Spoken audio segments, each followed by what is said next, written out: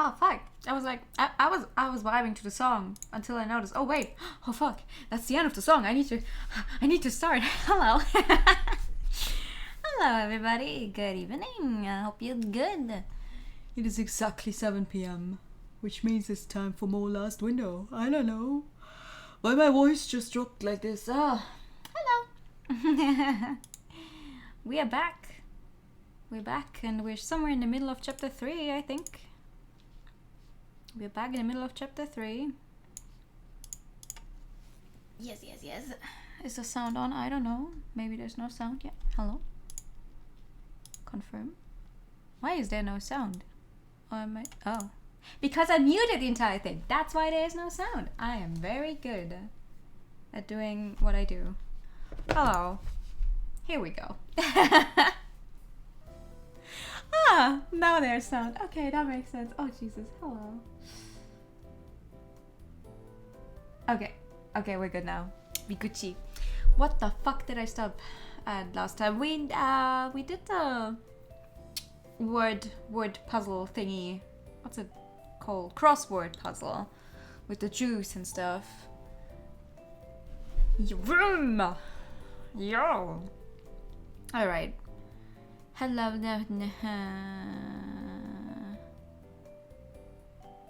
Yeah, I just left the cafe, so we can just, I don't know. You could hear the most important part of the stream is starting. Listen, I have definitely started, I think twice. I remember 2 incidents where I had started the stream and I unmuted everything except for myself. So you could hear me go.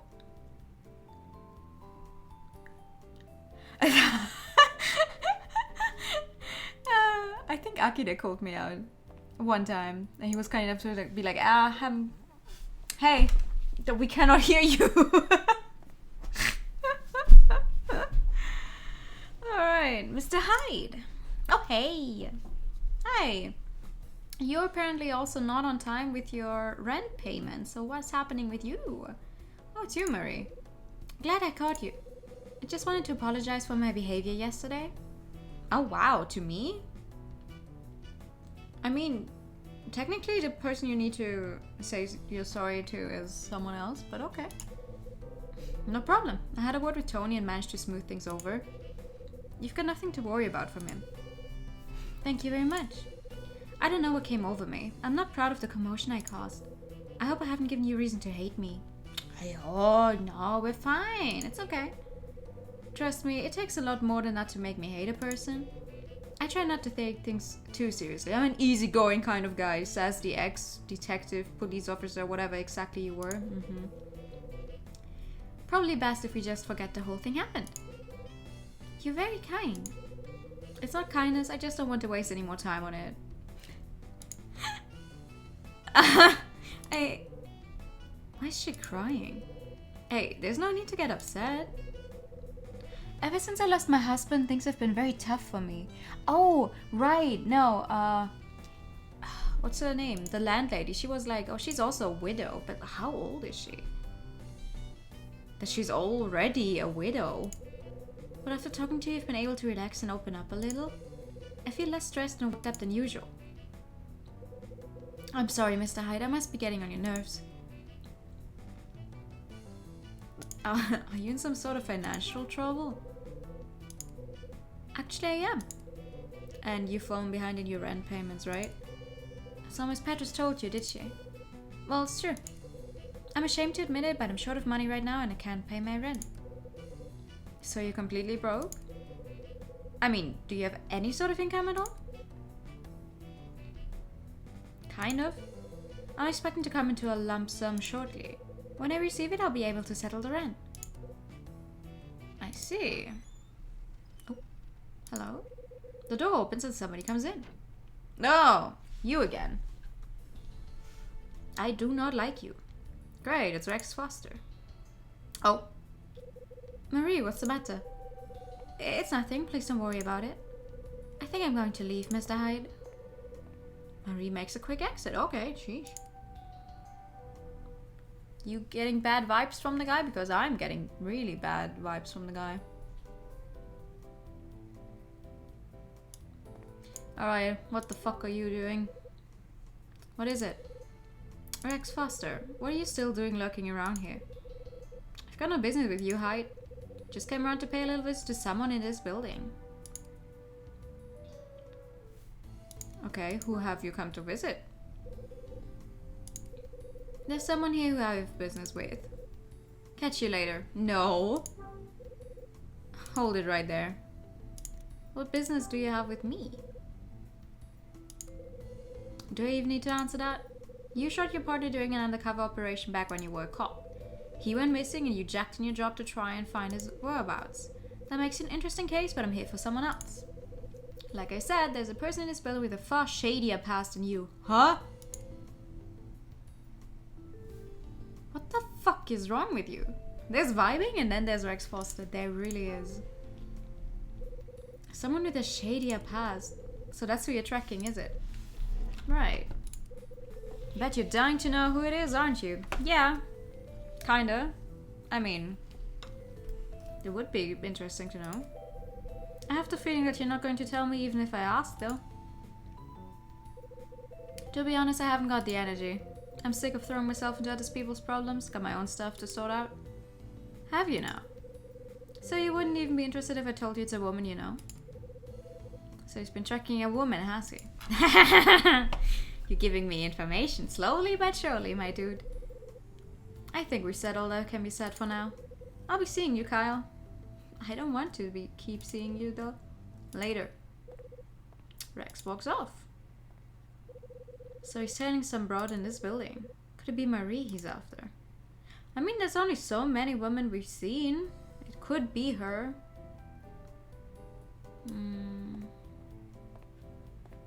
Well, let's go upstairs. He must have gone somewhere. Oh, hello. What the fuck is this?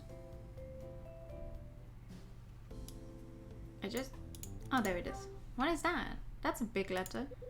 There's something lying on the floor. I pick up the item from the floor. Looks like some sort of letter. The address label says it's for Marie Rivet, and it appears to be from an insurance company. I take the insurance letter.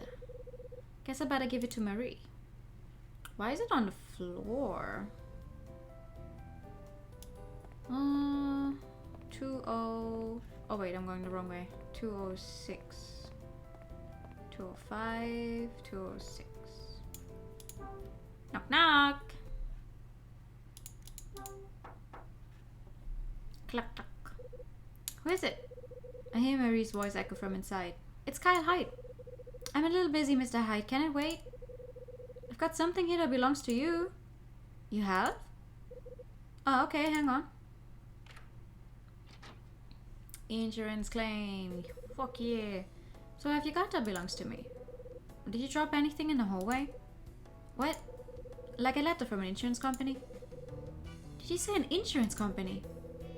Easy, what's with the sudden excitement? I found this on the floor. I see. So the money you said you would likely be getting, it's from an insurance policy? Mr. Hyde, please come inside.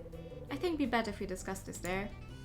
And not like between the door and the hallway. Yeah, that makes sense. It's not really the kind of topic you should talk about. Marie, please show me the letter you found, Mr. Hyde. Oh yeah, sure.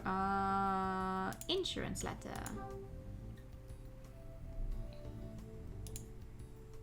Here. I hand the letter from the insurance company to Marie. Thank you. I've been trying to find this. It was lying on the floor out in the hallway, like literally right there. You can't possibly miss it if you have a mini map where it is kind of on, right? Like it was right there. Can't believe I didn't notice I dropped something this important. I'm going to have to pay more attention to what I'm doing.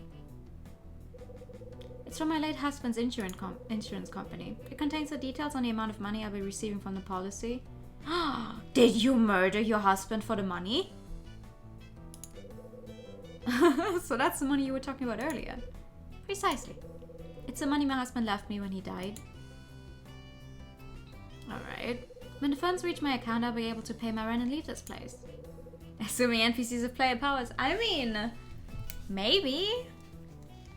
You don't know. Good evening! How was dinner? What did you have for dinner? That's unfortunate, isn't it? I had no idea I'd be leaving this apartment so soon. After all, I only decided to move in here half a year ago. Oh, half a year, that's not very long now.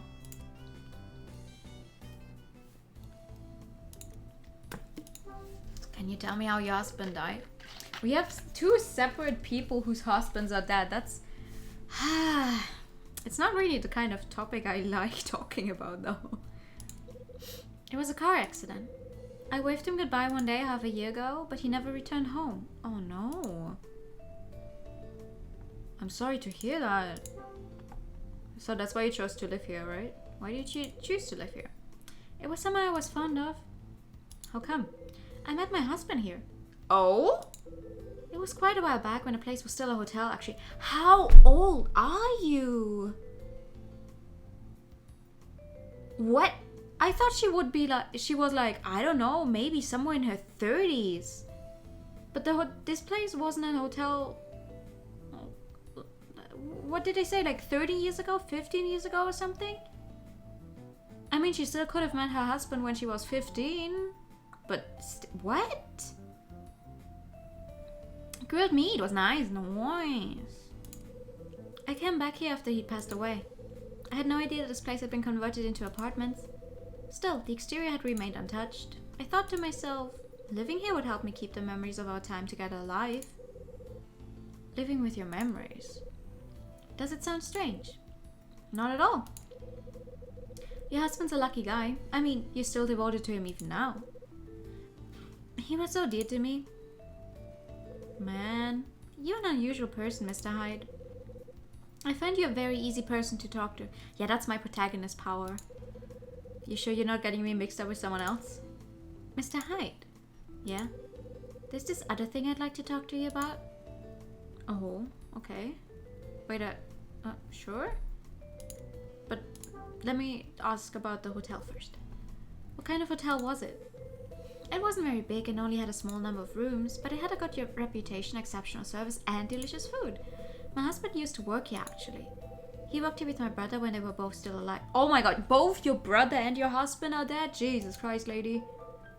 What did you say? Your brother used to work in the hotel too? That's right. But when the decision was made to close the place down 13 years ago, both he and my husband found themselves out of work. So you know about the incident that happened here 30 years ago? Incident? Someone got murdered and the case never got solved. I had no idea. I see. She's collecting policies left and right. You and your friends are dead. The game. I feel like that would apply to a lot of games, actually. You got something you'd like to discuss? It's about that man who came into the building just now. You mean Rex? Yes, Rex Foster. I wanted to talk to you about him. Did he try any funny stuff? He placed this in my room while I was out. The what? Huh? Marie shows me a small electronic device. Yo, what? That's a bugging device, I know. You said he placed this device in here? I'm sure it was him. I can't think of anyone else who would. I mean, to be fair, I think this time you might be right, unlike the time with the ring. But this time I feel like she would actually be right, yeah. So he's been trying to get the information about you all this time. That's what I suspect, yes. Tell me something, Marie. Can you think of any reason why he's so interested in your day-to-day activities? I haven't got a clue. Lately, wherever I go and whatever I do, I feel like I'm being watched. I only noticed him watching me about 3 days ago. Do you have any sort of connection to him? None whatsoever. In fact, he scares me. What do you think I should do, Mr. Hyde? Leave it to me. He and I have got some unfinished business. I've got some questions of my own that need answering. Really? Will you talk to him for me? I think that's my cue to leave. Of course. Huh. Am I meant to believe that Rex goes around planting bugging devices in people's... How did he even get in her room? I get that there's... I understand that the entire house is like open and you can just go in there, right? Like to get to the cafe and everything. But you people have locks on your doors, right? He's a man of many talents. Mm-hmm. Could he have planted this one in Marie's room? I don't know. Let's find out. Fuck around, find out. Good evening. She already established that she doesn't lock her door. Wait, really? What do you mean she does? It was only that one. Oh no, I mean, yeah, that one time she was like, oh, I'm just gonna go real quick and then be right back. I guess, yeah. He could have gone in during that time. Hello. Why do you stand like this? What? You really are a nasty piece of work. Steady on, Paul. Listen up, Rex. You've been targeting Marie Rivet and don't try to deny it. She's the one you're after. And what's that got to do with you? Don't try to pull a fast one, Rex. I'm onto you. I don't know what you think you've stumbled on. Really? I know about the bugging device you planted in her room. What bugging device? You're not making any sense. Spit it out. I know the kind of dodgy dealings you're into. You sure you're feeling alright, Kyle? This feels just like a police interrogation, you know? You guys jumped to the wrong conclusion and forced people to confess to it. Like now, you're trying to get me to own up to planning a buggy device. You don't have a shred of proof to back any of this up. He's right. We do not have proof, that's the problem. You want proof, do you? If you think you can get me to confess to anything, show me the proof. And you'll have to find something very convincing. I hate to admit it, but he's got a point. I can't pin anything on him without proof. I better start looking around for something that links him to all this. Alright.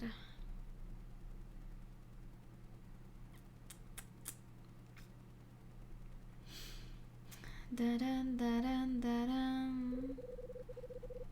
After my conversation with Rex, I head back to my room. Why are you sitting like this? Who sits like... I'm sorry, he's wearing a suit that gets wrinkled easily. And I doubt he's the kind of guy who would iron his suit himself and he does not have the money to get it dry cleaned and everything. Why do you sit like this in a suit? Tell me.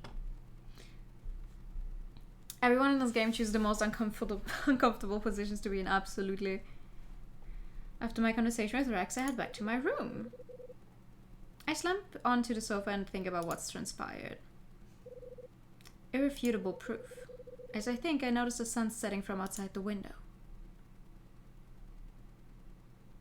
I like his sneaking pose, though.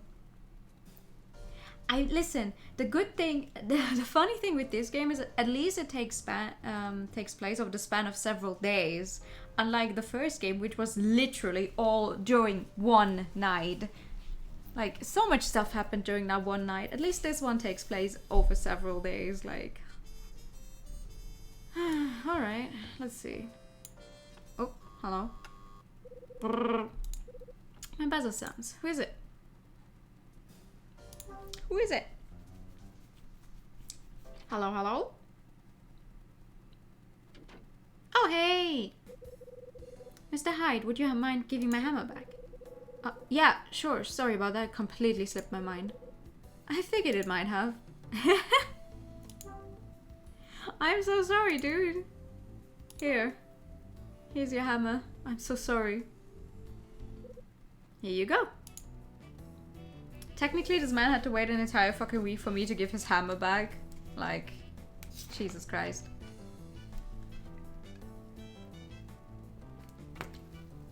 Did it help you out with your problem? Oh, well, no. Not an entire week. We played this game on Wednesday. I'm stupid. Yeah, it did the trick. Glad to hear it. He looks like... In the sprite just now, where he's a little smiling, he reminds me of... Like, I don't know a specific person, but he reminds me of those YouTubers that would be...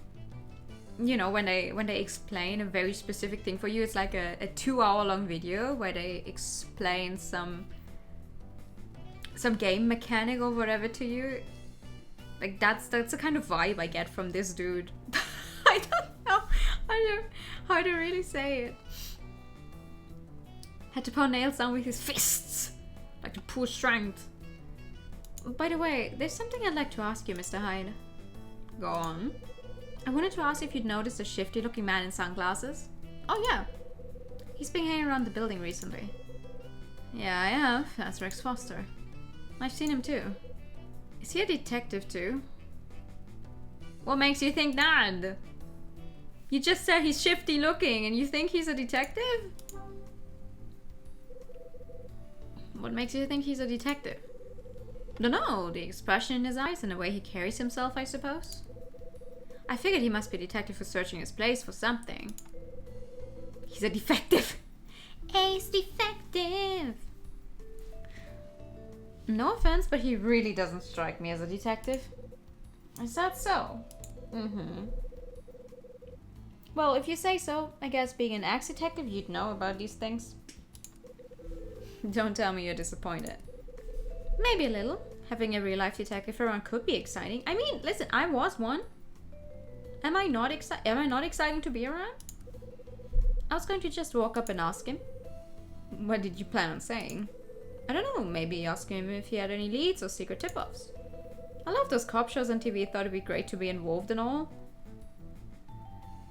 You're the type of guy who'd end up dead because you accidentally asked the wrong person the wrong question. That's what you would be involved in on one of those cop shows. Are you serious? What? Leads? Secret tip-offs? This isn't what it's like in real life, you know. Mark my words, you'd be best steering clear of that guy. If you say so, Mr. Hyatt.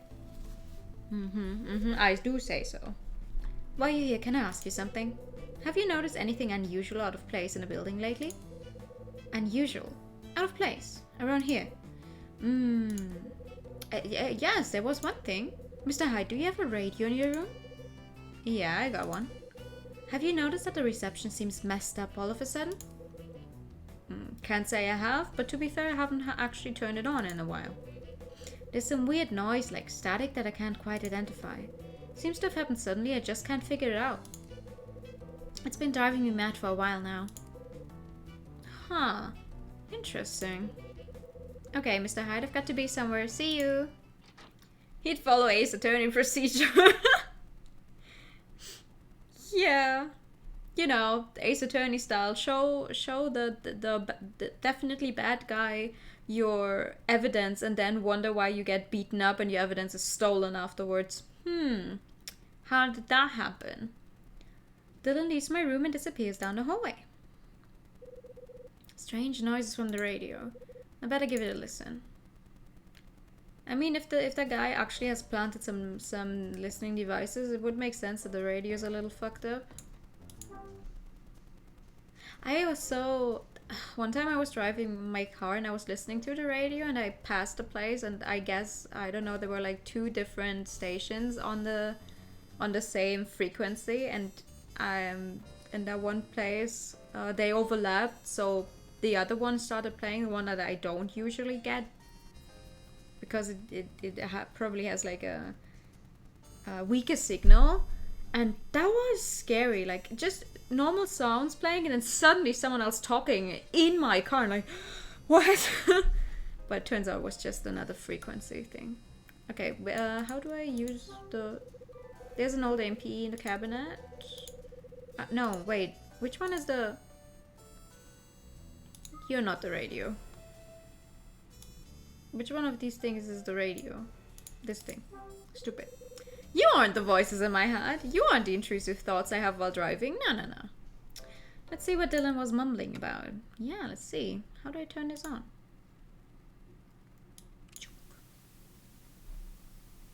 Ah.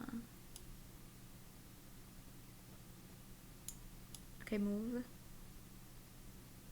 Yeah. How far do I go? Do I just keep going?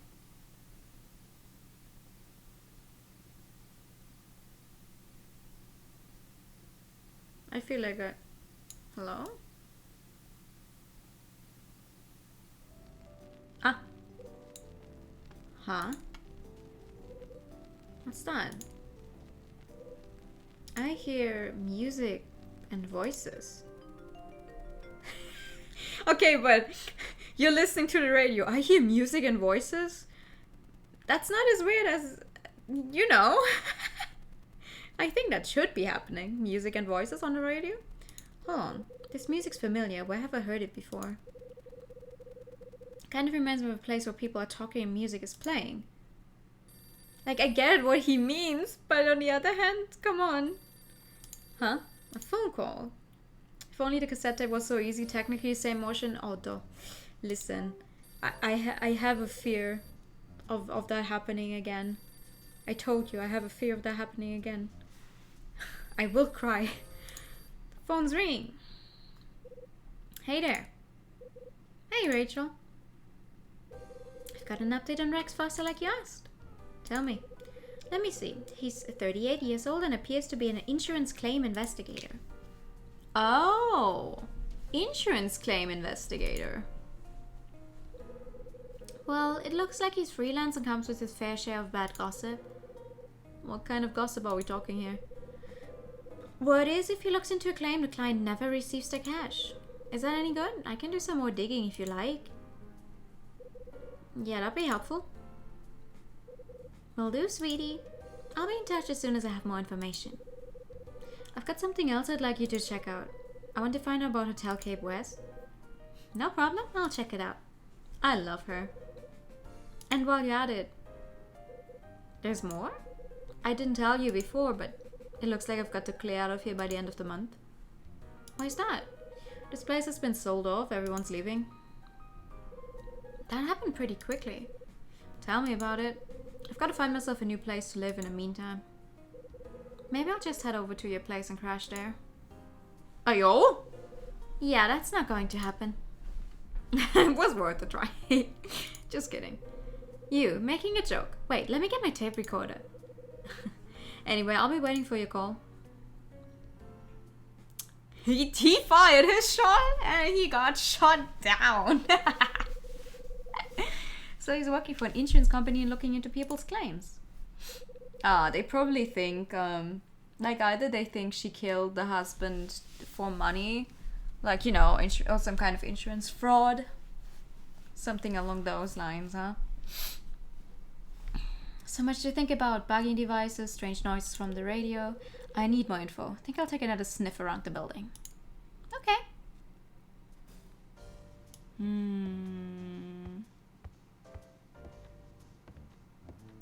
Okay, what's a place where music is playing? The cafe is a place where music is playing. Dun, dun, dun, dun, dun. Let's see. You're still hanging around here, huh? But I don't have any proof yet, so I'll leave you alone.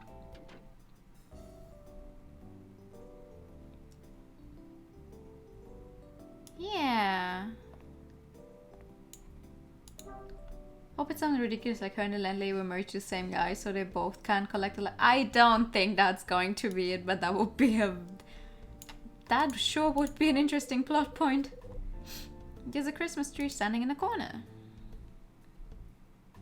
What the fuck is this? Just as I thought, there's a bugging device attached to the tree. Huh. I take the bugging device. Can I ask you something? Sure, what is it? Where does Marie usually sit when she's here? Marie, let me see. Yeah, she sits in the same place every time. Right over there by the Christmas tree. Huh. Thanks. But why are you interested in where she sits? I'm just curious, that's all. I think it's about time Rex and I had another chat. Really? How is this any more proof though?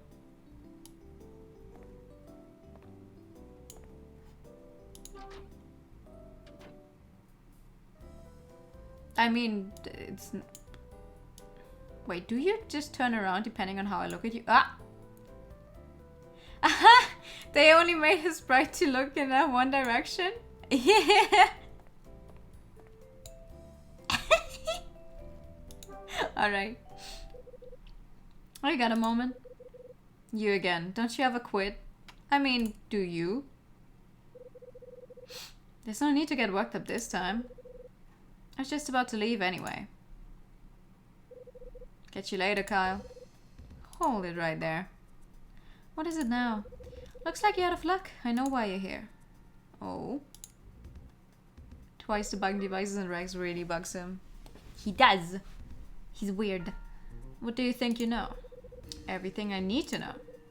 I doubt that. For starters, I know exactly why you've been poking around the building. It's been bugging me for a while now.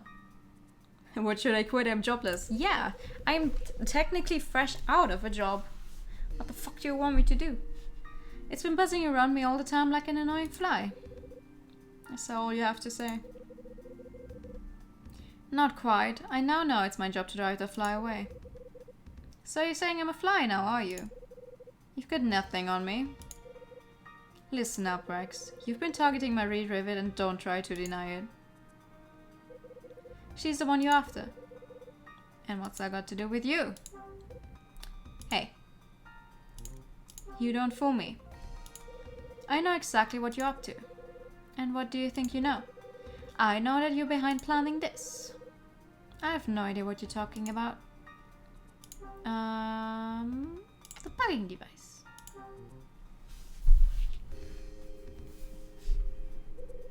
Can you identify this? I found it hidden on a Christmas tree in Lucky's Cafe. It just happened to be right next to the seed Marie uses when she goes there. Isn't that a coincidence? I know the reason why you've been following Marie. You planted a bugging device in her room. Said so. And I suppose you've got plenty of evidence to back this up, have you? I haven't got absolute proof, but you're the only one around here likely to do it. Give it up, Carl. You can't prove anything. Make no mistake, I'm a salesman now, not a cop. I've got no interest in handing you over to the police. I don't? Then why are you being so protective of the woman? I just want some answers. I want to know exactly why you do something like that. Well, well. I'd have thought you'd have guessed by now, but it looks like you're not smart enough. I'm here to catch her in the act. Has she been telling you stories, Kyle? Actually, we did speak, but it was mostly about you. We talked about your bugging device and the fact you're practically stalking her. That's what she said, is it? Looks like she's got you right where she wants you. Oh? What do you mean? Hold it. She hasn't done anything to me. You're talking bull. She hasn't tried any funny business. Really? Doesn't look that way from where I'm standing. I'm sure she turned on the waterworks and you fell for it the very next second. You have no idea what that woman is capable of.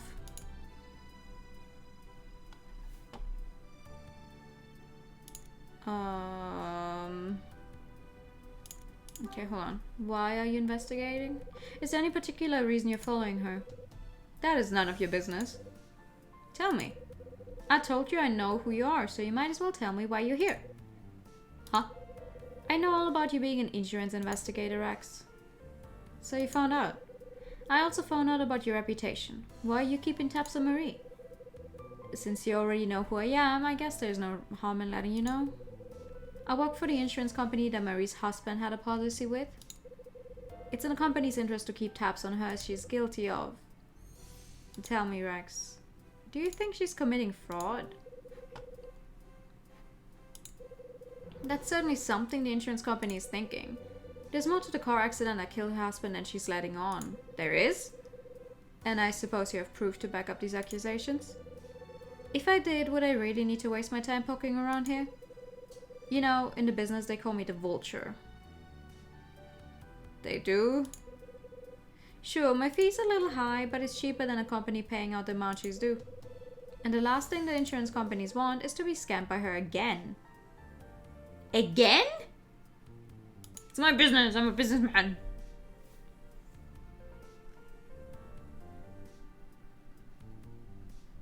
What kind of person...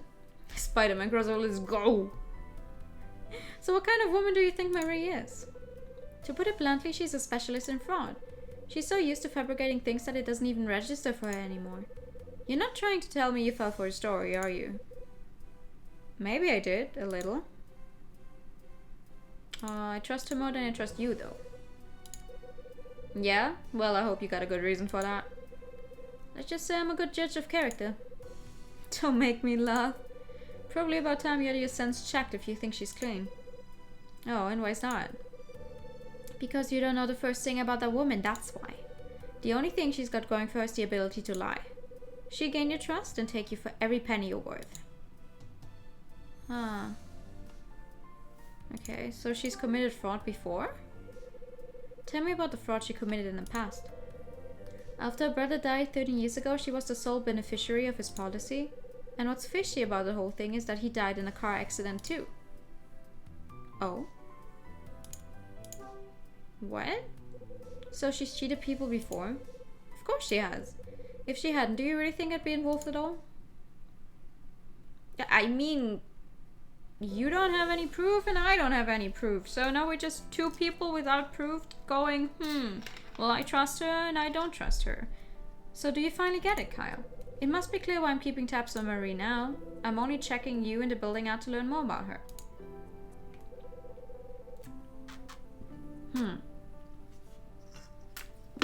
And you know what the most interesting part is? While I was focusing my attention on her, I stumbled across some other tidbits too. What kind of wait, do you write tidbits with a T? I thought tidbits was written with a D. Tidbits? Tidbits? He said, she said situation, absolutely. What kind of tidbits? Rex, one question. Do you know something about what happened here 30 years ago? Of course I do. Then you probably know about the Scarlet Star too. The Scarlet Star? Yeah, it disappeared 25 years ago. Well, isn't that just the craziest coincidence? To think that you of all people asking me about that. It's an interesting typo. It is written with a D. Oh, but maybe... Wait. Tidbits? No, it's written with a... I'm guessing... Oh, it's written with a T in like... British English. Because this entire game is localized with British English. Huh, I never knew that. Okay. After all, the person who knew the most about that was none other than your father. Perhaps you should go and ask him. Bruh, my father is dead, you fucking... Bro. Hold it right there, Foster. Easy, Kyle. You should be thanking me. I'm telling you all this for free. People usually pay good money for the facts I uncover. More fool them. Anyway, I'm out of here. Wait, I'm not done with you yet. Bye! Today I learned. Yeah, me too. So I'm guessing both of them are correct. Damn it, he fled. How the hell did my dad get drawn into this? And how is he connected to the Scarlet Star? Marie's past fraud, the murder of 30 years ago, the mysterious order sheet. What's the link between all these things? I think it's time I try to get my thoughts straight. Oh. Okay, end of chapter 3? Yeah. In the morning of December 20th, Max came and demanded my rent. I collected all the money I had in my wallet, but I was still short. There was more inside an empty whiskey bottle, but I needed to break it open. I asked Dylan for something to use. He lent me a hammer. Yo! Good evening! How you doing? Right, Dylan lent me his hammer. I used it to smash open the bottle and retrieve the cash. I took the $400 to Max and settled my rent. As it turned out, Marie also owed Max some money, which surprised me a little. I met Marie in the lobby, but we were interrupted when someone came in. It was Rex. That just happened.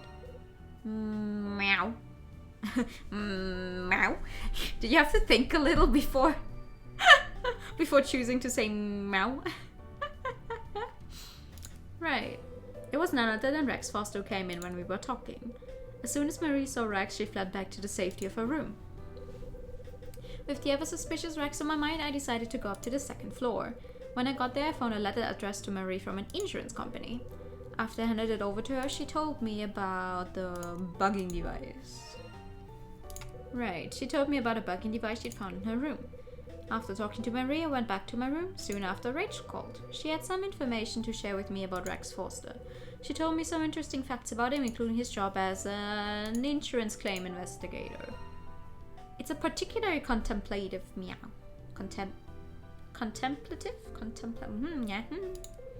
It turns out that Rex is an insurance claims investigator.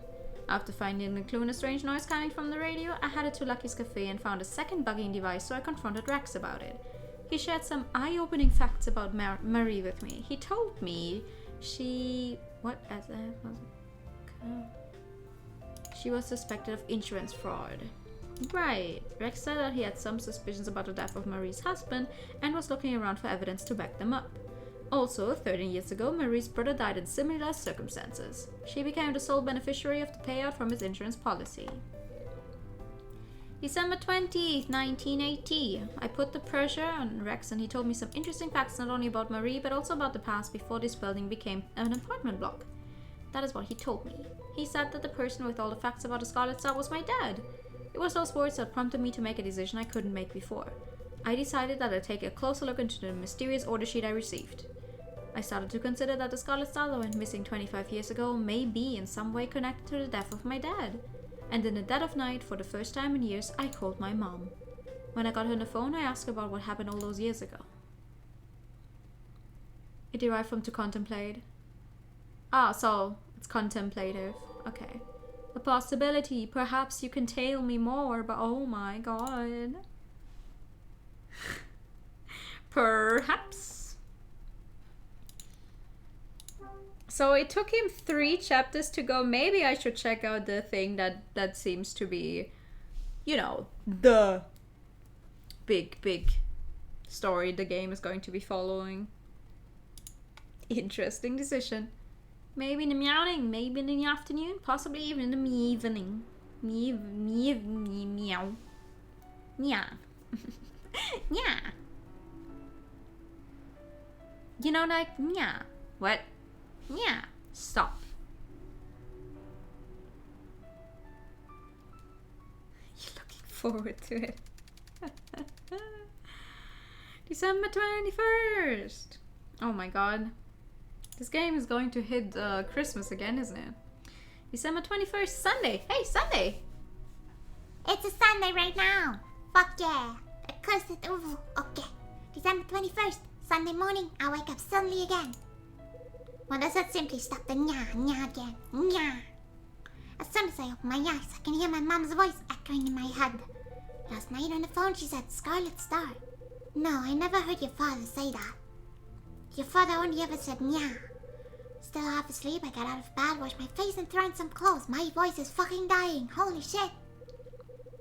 And the palm bell continues. I cannot scream when I do this voice. Holy fuck. I decided to take a stroll to a small park I know 2 blocks from here. You do that. In your suit. Honey, where's my super suit?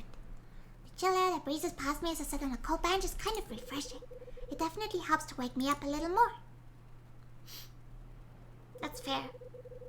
Item: locate the Scarlet Star which disappeared at Hotel Cape West 25 years ago.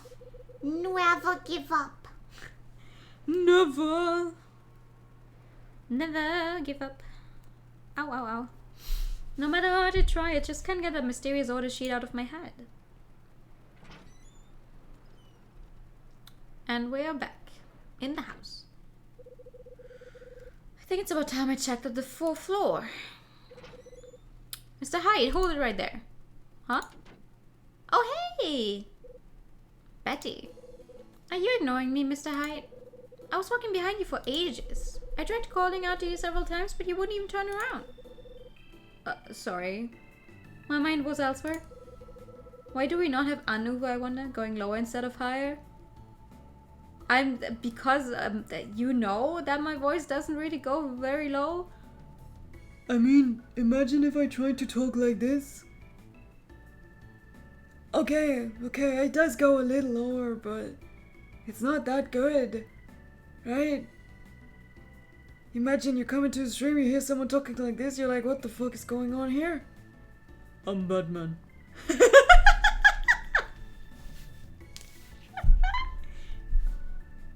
Here's your order, sir. Please enjoy your new air. Doesn't have to be good, just funny. That's valid. Not sure if I can keep going with that kind of thing. Like, going even higher, that is alright. My voice can do that for a while, but I'm not sure if I could keep going like this for an extended amount of time, even for just a minute. It just sounds a little like I have something stuck in my throat. Old man knew it. Oh, you youngins! Get off my lawn! I just trimmed it! Proportion expensive. I already made the cursed uwu so expensive. I can't make everything so expensive. I want you guys to actually be able to use those things, right? Looks like you're not as alert as you used to be, Kyle. Maybe there's some truth in what Rex said after all. So, have you found a new place to live yet? Nope. Haven't even started looking. You're taking it very easy for someone who'll be out on the streets shortly. How about you? When do you plan on moving out? I'm all set to go on Friday. I'll be here for Christmas though. Makes it so you never expect it. After all, I wouldn't want to miss Santa now, would I? If I moved away before that, how would he know where to deliver all my presents? Are you kidding me? Tony's such a nice guy. He said he'd be my Santa this year. He what? I know, isn't it great? He even said he'd get me the Bella Regina handbag I've been dreaming about. He does not have the money to get you whatever kind of, probably really expensive bag that is. Bella Regina? That a person or something? Come on, Mr. Hyde. Everyone knows Bella Regina. I don't. It's a brand that's taking the world by storm. Yeah, no, listen, I don't know anything about brands. Clothes, handbags, the brand has everything a girl could want. Prices are a bit high, but it's also gorgeous. And you seriously think Tony's gonna come through and get this for you? Sure, he keeps saying how he's going to be getting some serious cash any day now. Serious cash. Him. After seeing a movie last night, he asked me what I wanted for Christmas. I thought it would be rude not to accept his offer to get me something. I hope you know what you're getting yourself into, Betty. He's set his sights on you. You shouldn't lead him on if you don't care about him. You don't have to worry about me, Mr. Hyde. Tony knows all too well that he's not my type. What? Are you sure? A brand new day. Can go a little deeper and basically nowhere higher intentionally anyway. Oh my god, I heard someone hit a C7 earlier today, like in a video, and was like, whoa. Like, I mean, it's not a very nice sound, to be fair. Like, it's just literally up there. When would you ever need a C7? But still, being able to do that with your voice, oh crap. Did you hear the news about a jewelry robbery that happened nearby? Yeah, I heard. It happened at a jeweler's very near where I work. I couldn't believe it when I heard. That reminds me, I wonder who the woman in the hat was. Yeah, we're definitely going to see her again sometime. Ah, the little animation is so cool. Maybe she was paying a visit to one of the tenants here. Hey, Betty, did you see a woman wearing a hat hanging around on Thursday night? She might have been visiting someone living here. A woman wearing a hat? Can't say I did, sorry. Never mind then. Okay, see you later, Mr. Hyde. Bye. Betty says goodbye and makes her way up the stairs. Alright. What do I do? Oh. Huh? Oh, hey! Greetings, Mr. Hyde. Good morning, Miss Petrus. Have you been out? No, I'm just standing around in the lobby like an idiot because I can. Yeah, just went for a short stroll. Really, is that so? I'm glad I caught you. I wanted to thank you again for settling your rent. It may not have been as prompt as desired, but at least I got the money in full. If only some of the others could follow your example and do the same. Miss Rivet in 206, for example, she called to ask if I would wait a little longer. And Mr. Wolf, well, he's performed his usual disappearing act. I mean, this is the busiest I've ever been since coming here, and having unreliable tenants is a burden I'd rather not have to bear. Yeah, I imagine it's a pain. It certainly is, Mr. Hyde. Oh, by the way, there's something I have to mention. What is it? Before we vacate the building, we'll be cutting the power to rooms that aren't in use. The 4th floor is scheduled first. It will have no powers after 25th. The power to the hallway will be off too, and I'd like you to refrain from going there.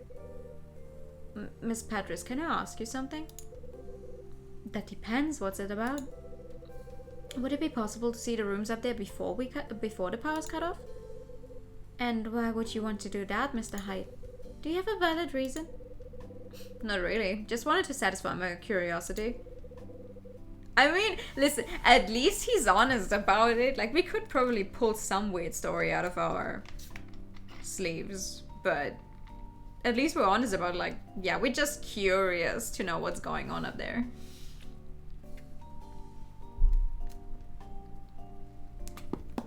There really is nothing of interest up there. It was never renovated like the other floors, so it's just as it used to be. I imagine that, by now, the rooms are literally covered in dust as well. Surely there's no reason why you'd need to go and see those rooms.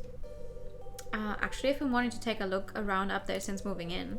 When I heard we'd all be moving out, I just thought this would be my last chance. I know it must sound strange, but I'd really like to take a look around. Would you make an exception just this once? I'm sorry, Mr. Hyde, that area is off limits for a reason. It's in a state of disrepair, and if an accident were to befall you, I'd be responsible. Don't cause any unnecessary trouble for me. I have enough to deal with as it is. Yes, of course you do. In fact, I'd be grateful if you could avoid mentioning this again. The 4th floor is strictly off limits to tenants. That's one of the reasons a fire door was installed. Actually, I've been told rather specifically to leave that floor untouched. The new owners were quite clear about their wishes. Who the fuck is the person buying this house? I like how she expects people who haven't paid her to pay because what she's going to do to them evict them.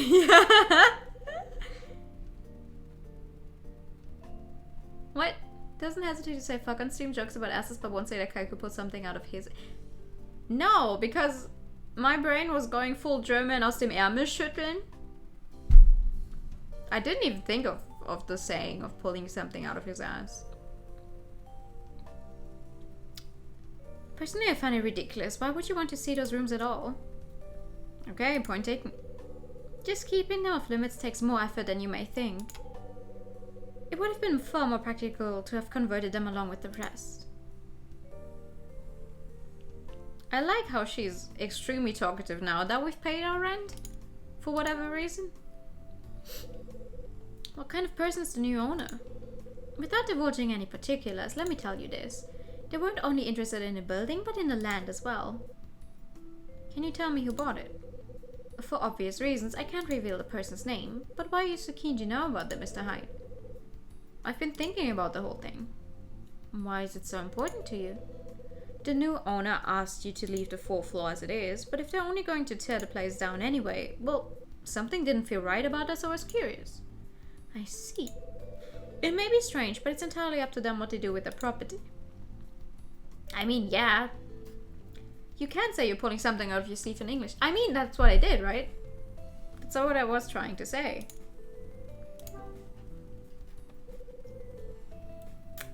Why was the 4th floor not converted? I simply couldn't afford it. After my husband passed away, I was left to fend for myself. I had to use all the money that had been left to me to buy this place. There simply wasn't enough to convert each and every room. If the truth be known, at times were very tough here at the beginning. I apologize for taking up so much of your time with our chat, Mr. Hyde. I'll be on my way now. Okay. Abrupt ending. Max returns to her room. So the 4th floor is just as it was 13 years ago. Mr. Hyde. Huh? Oh, hey. Oh, it's you. Can I ask you something? Extremely sudden exit. Game was like, oh, you asked all of your things. Bye. You better not be wasting my time. You want to see what's up on the 4th floor, right? I can show you. I can show you a real bunny. Well, you've got to promise me you won't breathe a word of it to Miss Patrice. I won't. Were you eavesdropping just now? I wasn't eavesdropping. I just happened to overhear your conversation. That is... Yeah, okay. He looks like he's that. Yeah, right? He has like his little, like, rapper pose. You know how it is when I said them stand there with the hands in front of the crotch, but they're looking like real bad. Like, oh, I'm going to rap about your mom. That's what he looks like in his initial sprite when he's standing there. Please show me a real bunny. I can show you so many bunnies. Animal irides. Make it real. Oh my god. I mean, yeah, I could try and talk about this with Hal, see if they're up to it. If you really want to take a look around up on the 4th floor, I can open the fire door for you and let you in. On one condition though. What's the catch? I want to hear about that guy. Could you be a little more specific? Rex Foster.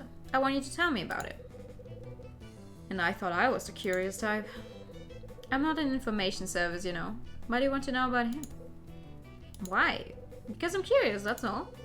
He's been snooping around here for 2 or 3 days now. He even asked me for some information about a 2nd floor resident. Dylan.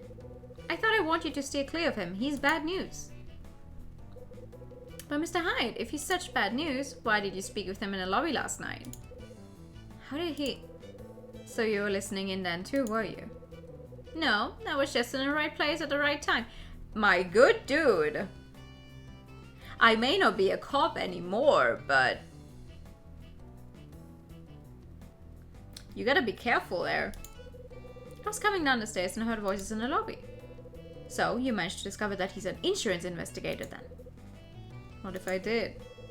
And you also figured out that he's been targeting a woman living here.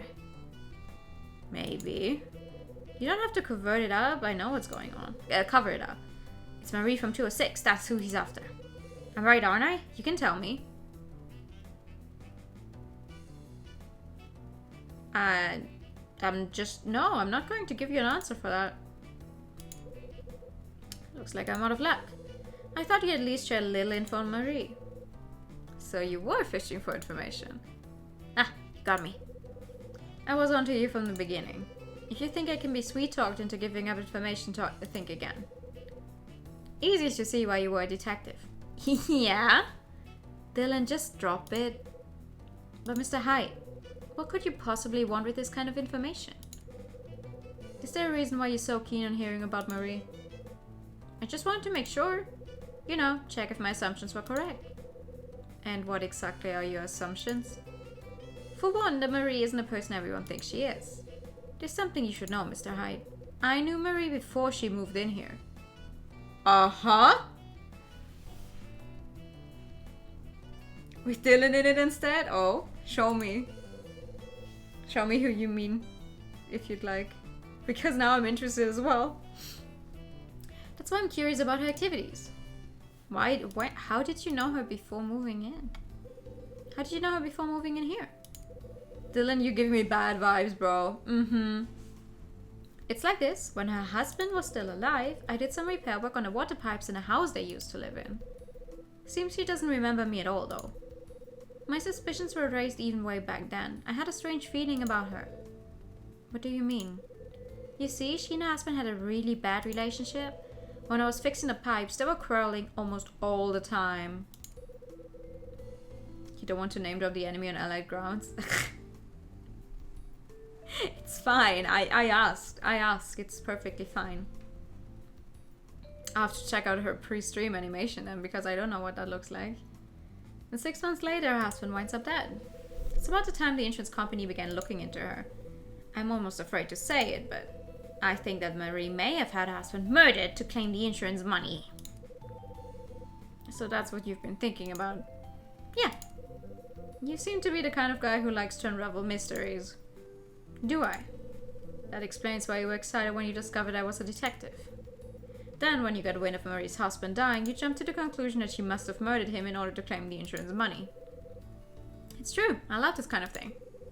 You have to admit it's fun to uncover a secret about somebody.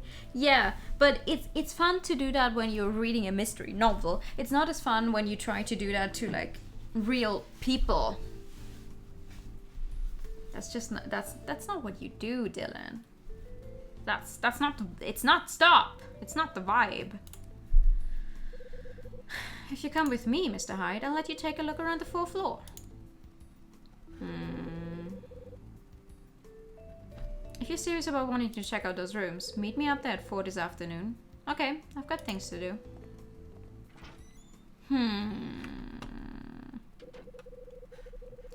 That guy has some serious problems, but I don't want to miss this chance. Gotta get myself up to the floor by 4. It's my pager. Oh, hello. I better get back to my room. Beep, beep, beep, beep. Beep, beep, beep, beep, beep. Who's calling me? Beep, beep, beep, beep, beep. I like that we have 2 games right after each other where we use pagers. It's very fun. Wait, where's the phone? This way. This game had multiple routes and I was playing. I would not be meeting him on the 4th floor. I feel like we would end up on the 4th floor if we go there. Time to call Rachel. Oh, it's Rachel. Okay. The light on my answer phone is lit. Oh. Listen to it then. Thank you for idle time.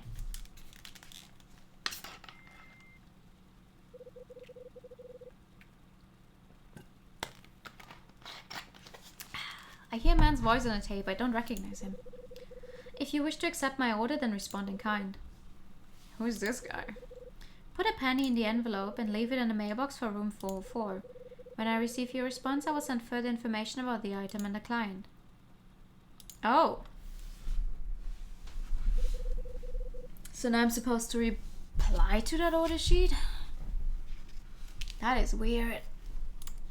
Who sent the damn thing anyway? I've really gotta figure that out. There goes my pager again. I get the message, Rachel. I'll give you a call. Sorry, I had to answer the answer machine first. Brrr. Red Crown, how may I help you? It's me. Something up?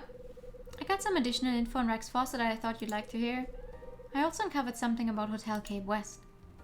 Ooh, good work. What's the dirt on Rex? I've made some calls and it seems his reputation precedes him. He's definitely freelance. Plus I found out he's contracted on a commission basis. Commission basis? Yes. Seems he makes all his money doing this kind of work. The rumors about him getting brought in to investigate insurance claims and the insurers ending up not having to issue payout to the policyholders are also true. Guess the insurance companies must love the guy then. From their point of view, he represents a very valuable commodity. Paying him for his services costs them far less than settling the policy payouts. That makes sense. Hey, Kyle. Is Rex after someone in the building? Seems to be. Do you know anything about them? It's a woman on the same floor as me, going by the name Marie Rivet. Marie? So it's a woman he's after. Yeah, 30-something widow who moved here about half a year. So she is around 30. So she's been with her husband for a long time. If she met him back when this was still a hotel? Holy shit. So are you close to her? Not really. I've hardly even spoken to her until now. I did have a chat with her about Rex Foster though. Him hanging around all the time has really put her on edge. Seems strange you're having these kinds of discussions with people you hardly know. Trust me, I never planned on getting involved, it just kind of happened. Guess you know what you're doing. Can't say I trust her though. Oh? Right. Okay, tell me what you dug up about Hotel Cape West. Hotel Cape West was constructed in 1950 and eventually closed down 13 years ago in 1967. The owner of the hotel at the time was a guy called Michael McGrath. Then, on the final day before the hotel closed down, a party was held by the owner. It was during this party that something terrible happened. Somebody was murdered. What do you know about the murder? The victim was Kathy McGrath, the owner's wife. Her body was discovered in a room on the 4th floor. Oh! Seems the cause of that was put down to cyanide poisoning. The person who discovered the body was a name named Peter Rivet, a hotel employee. Peter Rivet. That's the same surname as Marie. Perhaps the most interesting part of all this is that the case was never solved. That's a brother. That's a brother then. And the murderer never caught. That's all I have on it for now. Did you find any dirt on anything that happened 25 years ago? 25 years ago? Yeah, the mysterious order sheet I received read, item, locate the Scarlet Star, which disappeared at Hotel Cape West 25 years ago. No, I didn't find anything on that, but I'll start searching. Listen, the ring that Marie has is suspicious though, because her brother gave that to her. And that is a pretty big and clunky thing. That ring. So maybe the Scarlet Star is some kind of emerald or no, not an emerald, but you guys know what I mean, right? It wasn't a diamond, it was something else. One of those things. No, I didn't find anything on that, but I'll start searching. I'll let you know as soon as something pops up. I'll be waiting. Bye!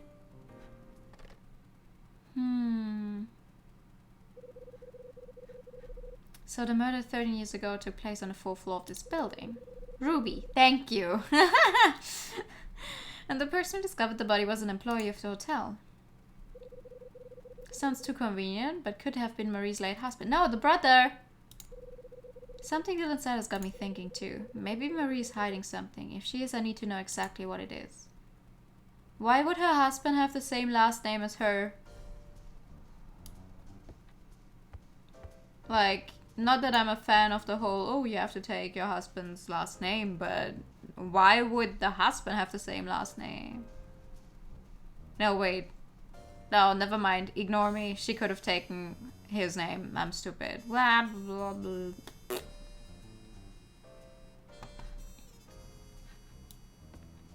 Dun, dun, dun, dun. Let's see. Ayo, did your brother find a dead person here when he worked here? Knock knock. Hello? What is it, Mr. Hyde? I think I know something about the bugging device we discussed. Probably a good idea if we talked about it. Of course, please come in.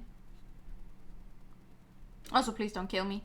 You know, just in case she's not actually innocent. Wahaha. Marie, I found out that the device you spotted is part of Rex's handiwork. Just as I suspected. To make matters worse, this wasn't the only he'd planted. There was another device in Lucky's cafe near the sea you usually sit at.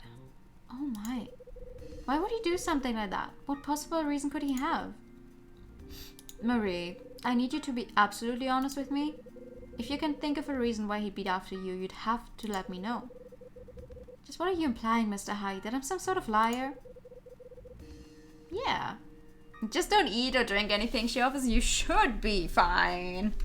I just need to be sure. Do you have any idea?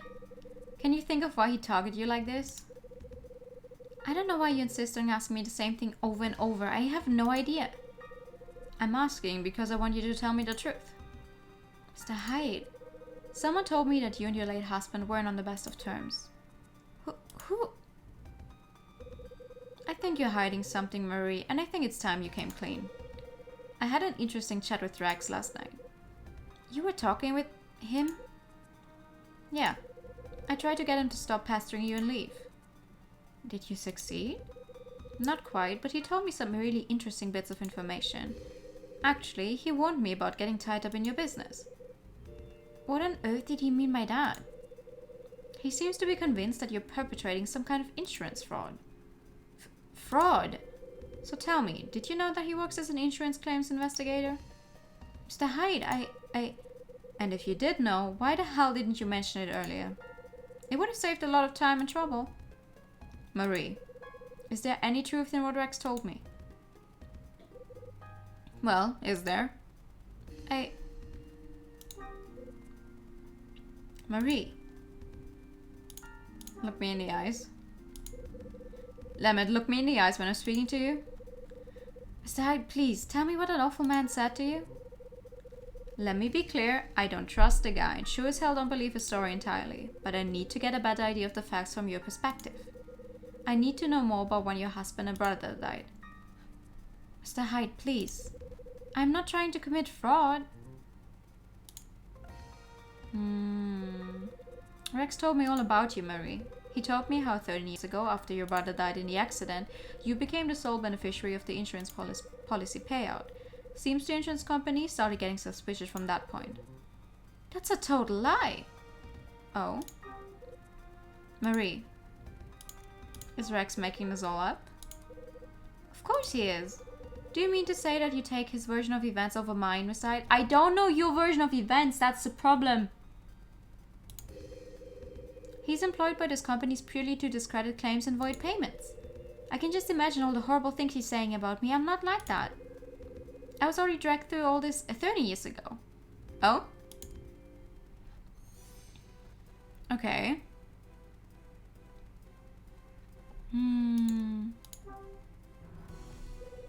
Are you trying to commit insurance fraud?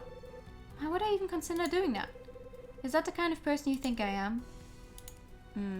Actually, yes. Well, no, but... If you don't start giving me absolute facts, what choice will I be left with? Naturally, I want you to believe me, Mr. Hyde. And I'd like to tell you everything, but part of it is very difficult for me. What? Okay, this already happened 30 years ago? 30 years ago, my brother, Mike Porter, died in a car accident. Oh, okay, so her brother has a complete... She took on her husband's last name. Okay, that makes sense. The brakes in his car failed and he plunged off a cliff. After he died, I was truly alone. He was the closest person I had to a parent. The only other person who took care of me like he did was Peter. On the morning of Mike's funeral, Peter gave me an envelope he got from Mike. Inside, I found details of an insurance premium Mike had taken out prior to his death. I was the sole beneficiary of this, but it was a small comfort for losing my brother. Peter told me that Mike wanted nothing more than for me to be happy and secure, and had made provisions that would enable me to live alone without having to worry. The ring you kindly found for me was a present for my beloved Mike. I see. The company that held Mike's policy began to pay out the premium, but before long they stopped making the payments. Despite the police investigation concluding that his death was accidental, the insurance company believed otherwise and began their own investigation. Mr. Hyde, can you imagine the hardships I had to endure to claim Mike's money? To claim what was rightfully mine? Did they send someone to keep tabs on you then too? Yes, they did. But no matter how hard they tried, they couldn't find any proof that the car crash was anything other than an accident. Eventually, I received the entire payment. Of course, there were still plenty of people who doubted me, but I just had to endure it. During that trying time, it was only Mike's friend Peter who stood by me. And after the insurance had been paid out in full, Peter and I got married. So that's how it happened.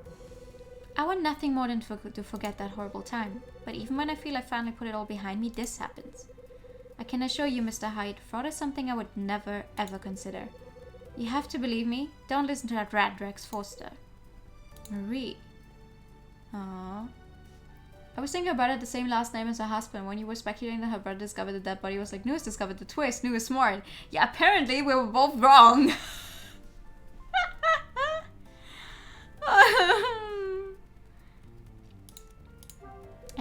You have to make me believe. It just doesn't add up. How could two people close to you die in near identical ways? Moreover, they both left you substantial amounts of money. But that's how it happened. They were both victims of similar accidents and both cared for me enough to take out insurance policies that would ensure my security. They loved me and didn't want me to suffer even after they had gone. You realize how suspicious you're making yourself sound right now, lady. Just like my brother, Peter also took out his policy without telling me. Like, I'm sorry. Listen, why... The dear husband knew everything about how your brother had died and like the policy he had. So why would your husband be like, oh, I'm going to do the exact same move and take out money for you and not tell you about it? Like, that is very stupid. That is very, very stupid. I honestly had no idea that I would receive a further payout after Peter died. You know what else ensures security? Prison. Okay. What could be so difficult for you? If I tell you, will you hear me out? I wouldn't ask if I had no intention of listening. If there's something you've been holding back, now's the right time to let me know. There is something. As I suspected, time to talk. Yes, you're right. Half a year ago, after Peter had lost his life and the police called me, naturally I cried and cried, but deep down, a part of me felt like I had been released. The only rational explanation was that I was feeling pleased to be apart from Peter. Huh? Oh yeah, wait, they didn't get along, right. How did you find out about Peter's policy? It was after Peter died and I moved in here. I was going through his stuff and came across the policy information documents. When I read the details, it all became clear and I froze.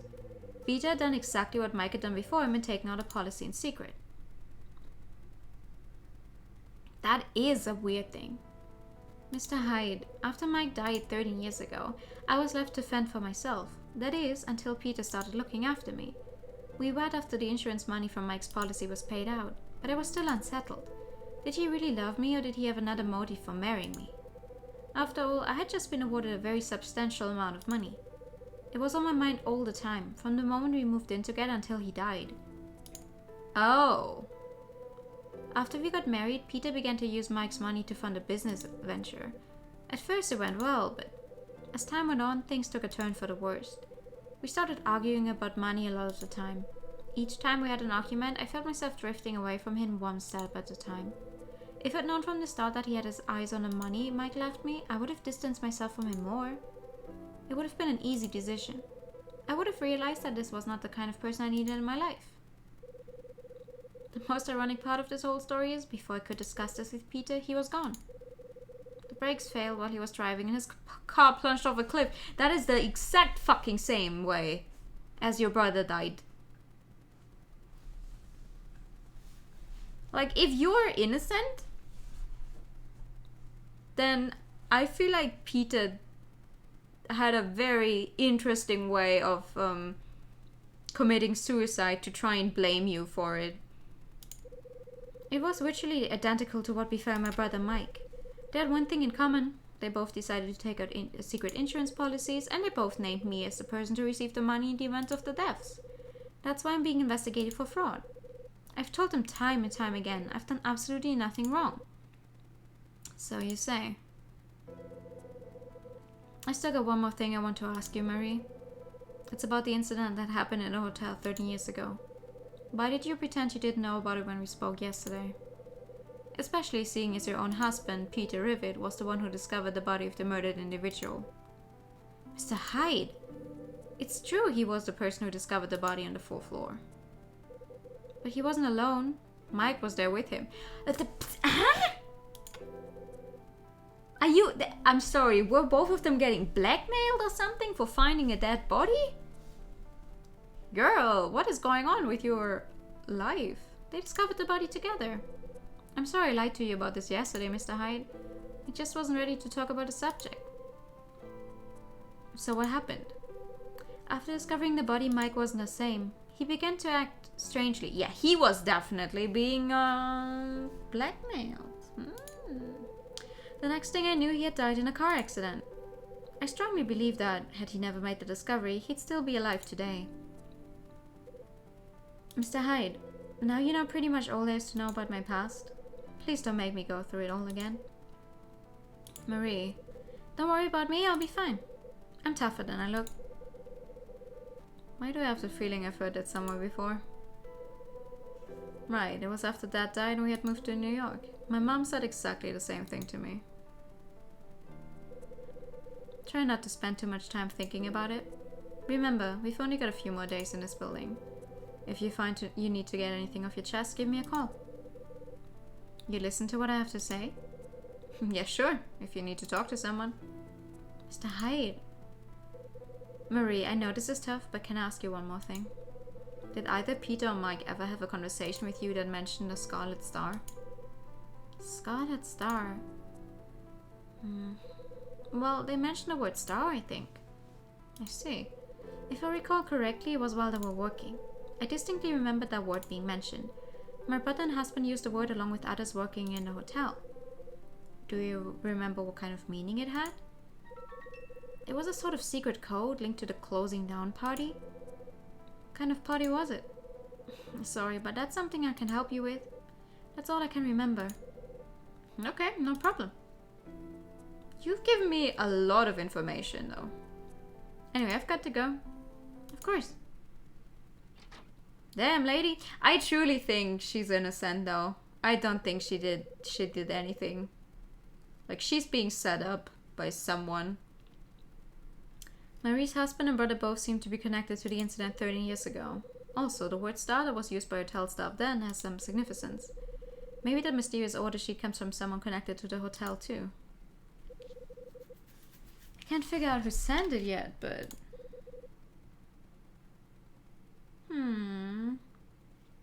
I can send back a response. Sure. I reach into the envelope and take out the piece of paper inside. I now have an empty envelope. I fold the order sheet and slide it into my pocket. Right, to reply I'm gonna need a penny. Don't have one on me though.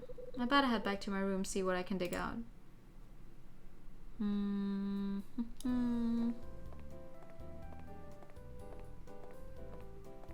Alright, so we have like $5, but now we need a... Oh, whoops, that's too far. Now we need a penny. Okay, where will I find a penny?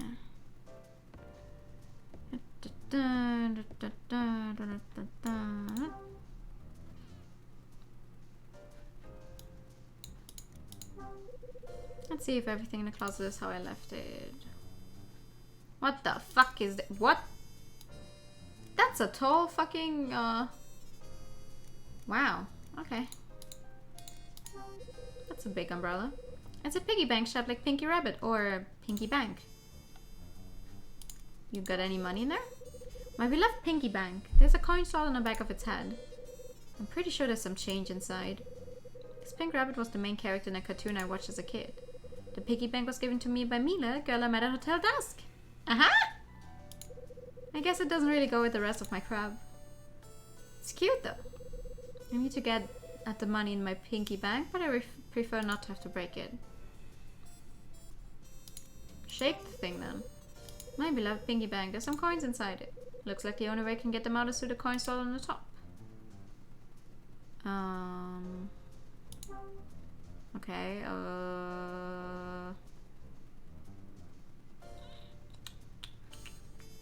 I don't have anything with me yet that I can use.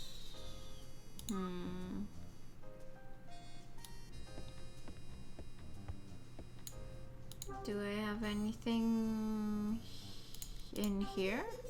There's a cardboard box on the table with the Red Crown logo on it. It's full of the crab Ed gave me to sell. Oh yeah, there's something in there. Time to go and ask for the hammer again. No! Oh god, that's a bunch of stuff. What? Oh. Give me this. Maybe I can use this ruler. I take the small ruler out of the box.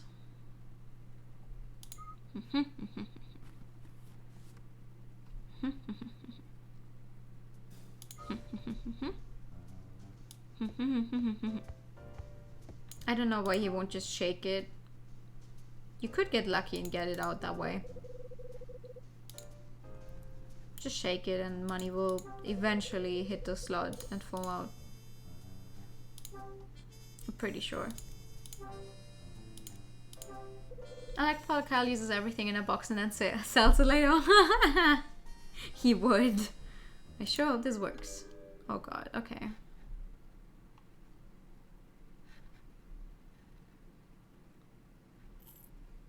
What the fuck? What do I do? Ah.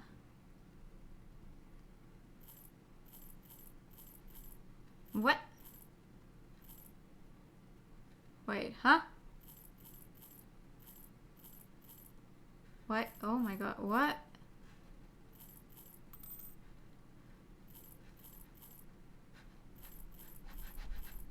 I'm not sure. Oh, nice. Huh? I don't know how that worked.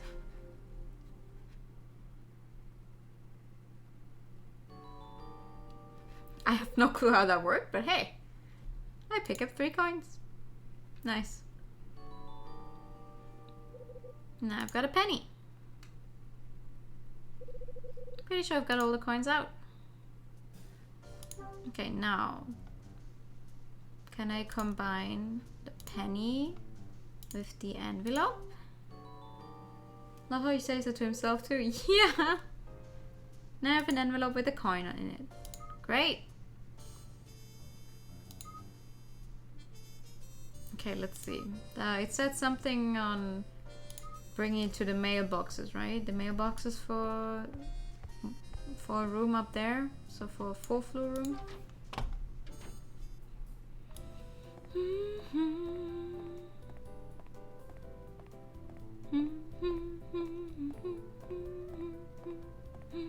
His protagonist disease that he has to talk to himself out loud all the time.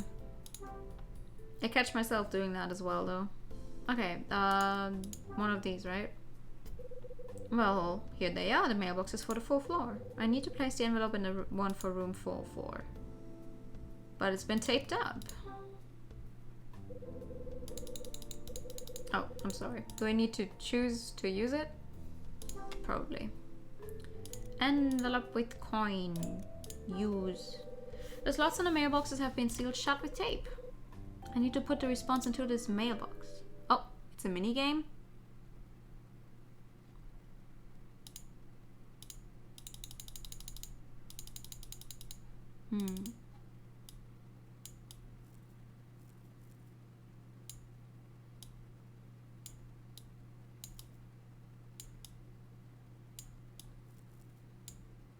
Come on. Yeah. Good. Nice.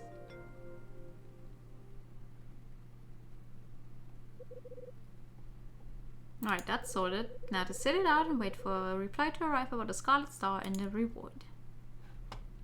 Nice.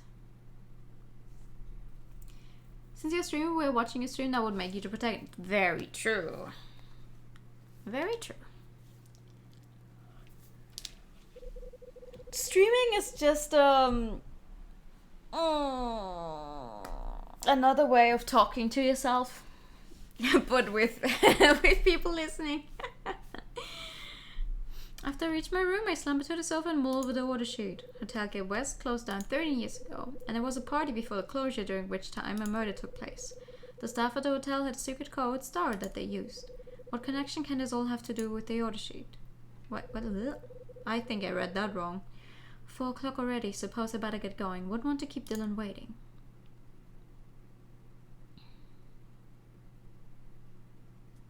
Yeah, okay. I don't trust that dude though. Song to yourself without being branded insane. Exactly.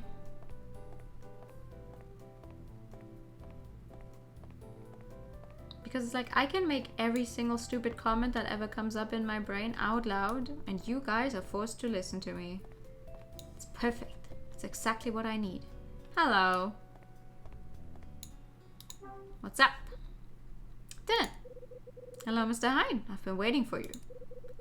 Well, I'm here now. Let's get the show on the road. You're on your own, I'm afraid. I'm not going in. You have to go on your own. I thought we agreed you'd show me around in there? That's what you said earlier. No, I never said that. Maybe you weren't listening to me. I said that I'd let you in, not give you a guided tour. So you let me in? Yeah, I said I'd tell you how to get through the fire door. Got it. And if you know how to get through the door without setting off the alarm, you'll never have to deal with Miss Petras getting upset if you go in there. Music to my ears. The first thing you need to do is disable the alarm. It's really simple. All you need to do is turn off the switches on the control panel. Sounds simple enough, and I've used the panel before. Right, I nearly forgot about that. Let's move on to the next part. You need to disable another panel before you can get the door open. There's another one. There's a lever in a box to the right of the door. If this is turned off, you'll be able to open the door. Do you follow? Yeah, I think I've got it. Also, please bear in mind that the knob on the reverse of the door is broken. So make sure you don't get stuck in there because you won't be able to get back out. Great! I will be stuck on the 4th floor. And I'll probably have to jump out of a fucking window because the door will inevitably fall close to me.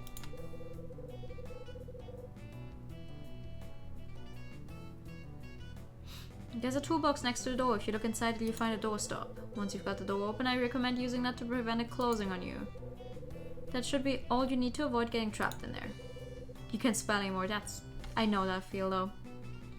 I'll make a point of remembering it. I'll be in the hallway of the floor below, making sure that nobody tries to come up here. Good plan. Then, once 30 minutes have passed, I'll come and get you. I'll reset the lever you disabled afterwards and reactivate the alarm. Sounds good. Ooh. One last thing, try not to make any noise while you're in there, it just draws attention. You wouldn't want Miss Petrus to come looking for you. You got that right. Okay, I'll leave you to it. Dylan makes his way towards the stairs and disappears out of sight.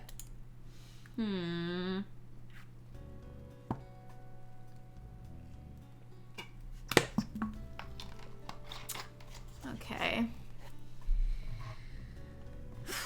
Okay, do I have to do it again? Please don't. It was, spelling's over it anyways. It absolutely is. There's a control panel on the wolf operating the fire alarm. Turn it off. Switch for the alarm is on the on position. I better remember to disable this before trying the door. Oh, he turned. I don't have to do it again. I should do it. No more annoying alarm sound. My ears should thank me. I'm expecting him to immediately shut the door behind Kyle. Yeah, I don't feel safe here. Okay, let's see. What do we have here? No, wait, I didn't want to try it. I want to examine the general area, not the door.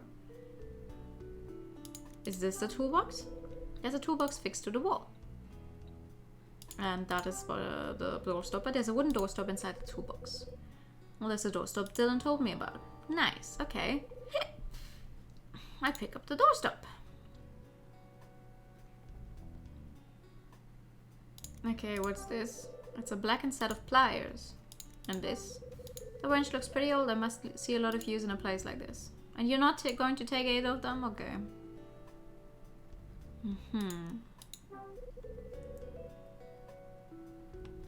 There's a case on the wall with a glass cover. Inside the case is a fireball and some kind of fireball and some kind of lever. Okay. This must be the other control panel Dylan was on about.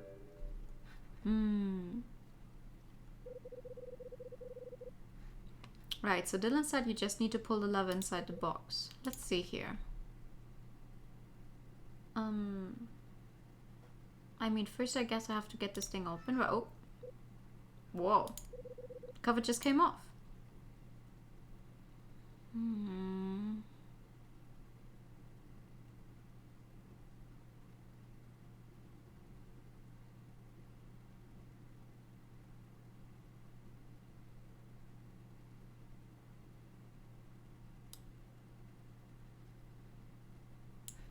Ugh, Jesus. Oh, okay. Won't stay open.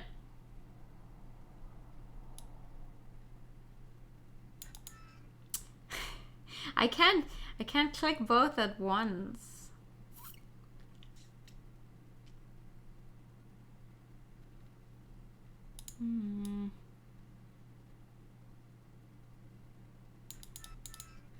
Okay, wait. I need to get the cover of the way I'll pull the lever. That's what I'm trying to do, my man. Okay, hold on. Maybe I have something in my inventory that I can use to keep it out of the... No, I don't know.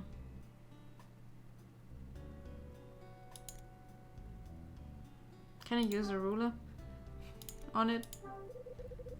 It's gonna be all that helpful. Okay. Okay, I mean, I have another idea though. Hold on. Still haven't checked the rooms on the 4th floor. Bro, I need to...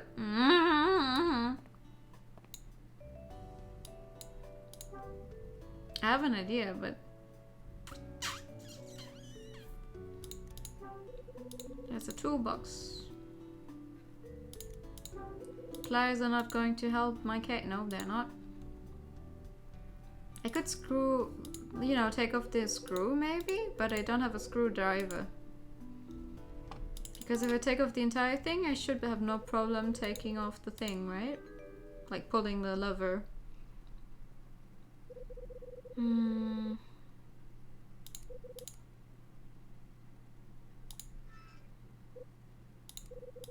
I don't understand why he can't pull the lever the way it is like this though.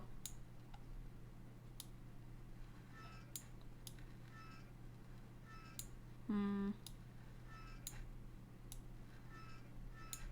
How far does this go? Not very far.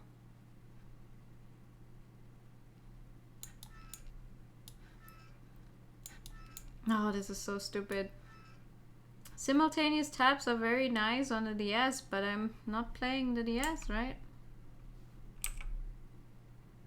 What? No, I don't want to load a slot, bro.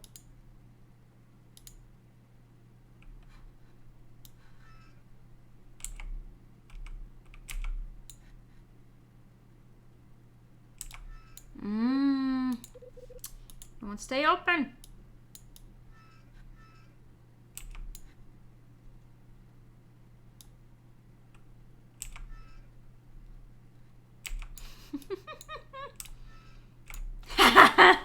There we go. The good old just pause the game and it works.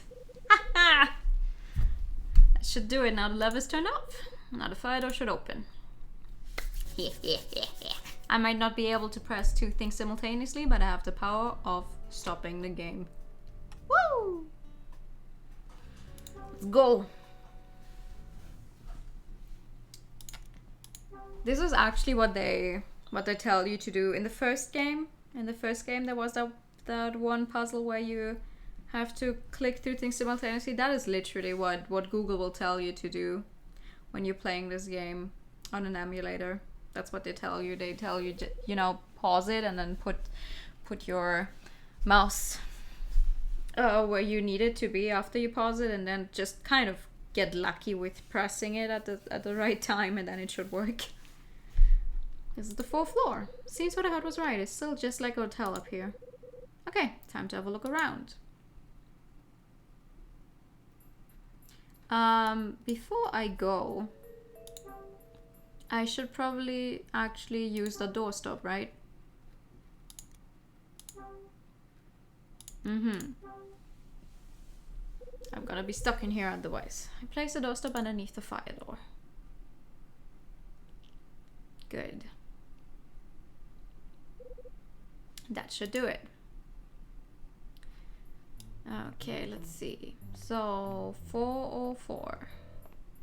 You would not have thought of that. I mean, they made it a point to go, hey, there's a doorstop in there, use it. This game probably has bad endings, the same the first one did, that I luckily did not run into. Okay, is this one? Let's see. Hello? Huh? This room seems to be unlocked. Any ghosts in here? Dun dun dun dun dun dun dun.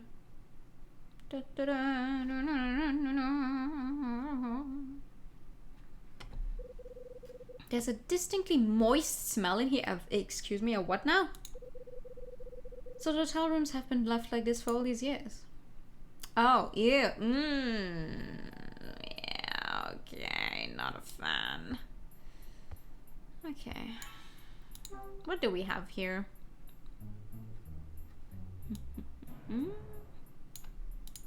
Stuff.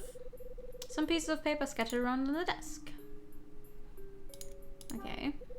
What's this? Looks like an old card of some sort, but it's hard to tell because of the dust.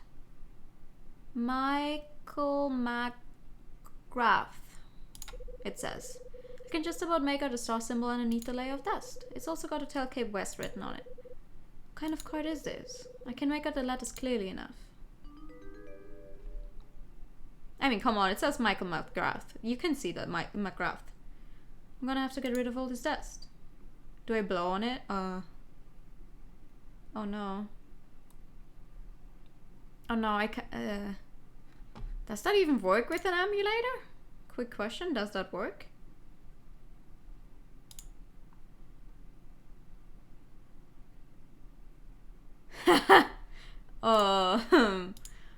Does that work? I have no clue. Never seen so much dust in one place before. Yes, and I don't know how I can make it work. My good dude.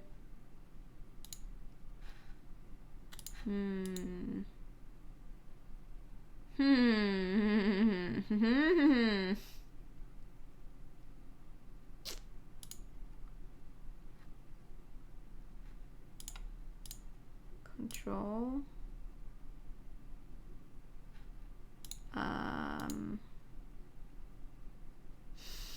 This is fine. Hold on.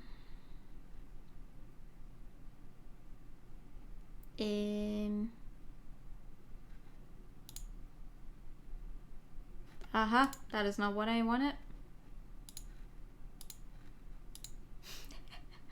We'll find the button in a second.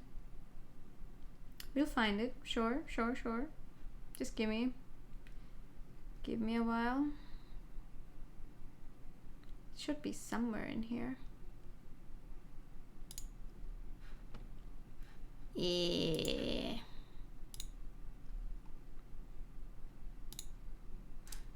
Dear God, where is it?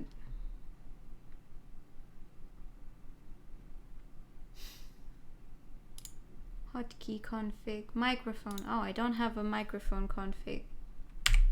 Okay. Ha! There's so much dust. There is, but now you should. Here we go. Now I should be able to read it. Nice. Because I'm not sure if it would work with your actual microphone on a computer. The writing on a previously dust-covered card reads, "We would like to thank you for your patronage of Hotel Cape West over the years, and in an attempt to show our gratitude, hereby invite you to attend a final party to mark the official closure. If you're able to afford the time, we look forward to your attendance on December 10th, 1967. Hotel Cape West manager Michael McGrath." So it's a party invitation from 30 years ago. The party on 9th of December 10th, 1967 that left Katie, the wife of the manager, deaf. Kathy, not Katie. I put the old invitation into my pocket. Hi, dude. Mr. Hi. We're almost out of time. You should come out soon. Time's up already. Just about. The longer you stay in there, the more likely we are to get caught by Miss Petrus. You better come out right away. Yeah, I get the message. It's too bad, but better cut my losses for now. Huh? Really? That was a quick 30 minutes. A crash course in getting around the limitations of an idea. I mean, it just makes you really think of how many interesting options the DS had on gameplay, on stuff they would put in as a gameplay mechanic, right? That you just don't have anymore. So how was the 4th floor? Did you find anything good in there? Unfortunately not, just a lot of rooms filled with dust. Not exactly the result you were hoping for. If I tell them everything I did up there, this chat could have gone on for ages. Before I forget, even though you know how to get into the 4th floor now, try not to go up there when there are people around. You don't want to get found out by the other tenants, especially Miss Petrus. Makes sense. Okay, I have to go now. It's a good thing you like solving puzzles. Yeah! Dylan says his piece and leaves. He's got a point. Last thing I need is people prying into my business. The way you are prying into other people's business? I see. Think I'll hold back for a bit before making a return trip. Alright, damn. We were in there for half an hour and the only thing we did was blow a bit of dust around. Great.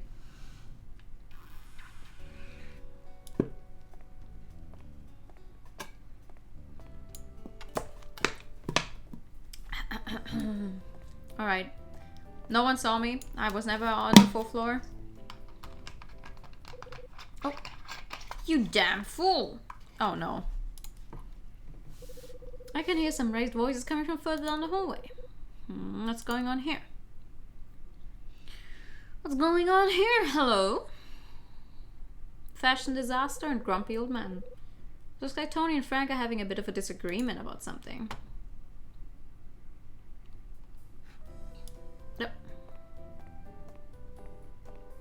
Alright, gentlemen, what are we talking? Oh. You're wasting your breath? I know exactly what you did. I'm telling you, I don't know what the hell you're going on about. Just admit you have wit. Admit what? How many times do I have to say? I have no idea what you mean.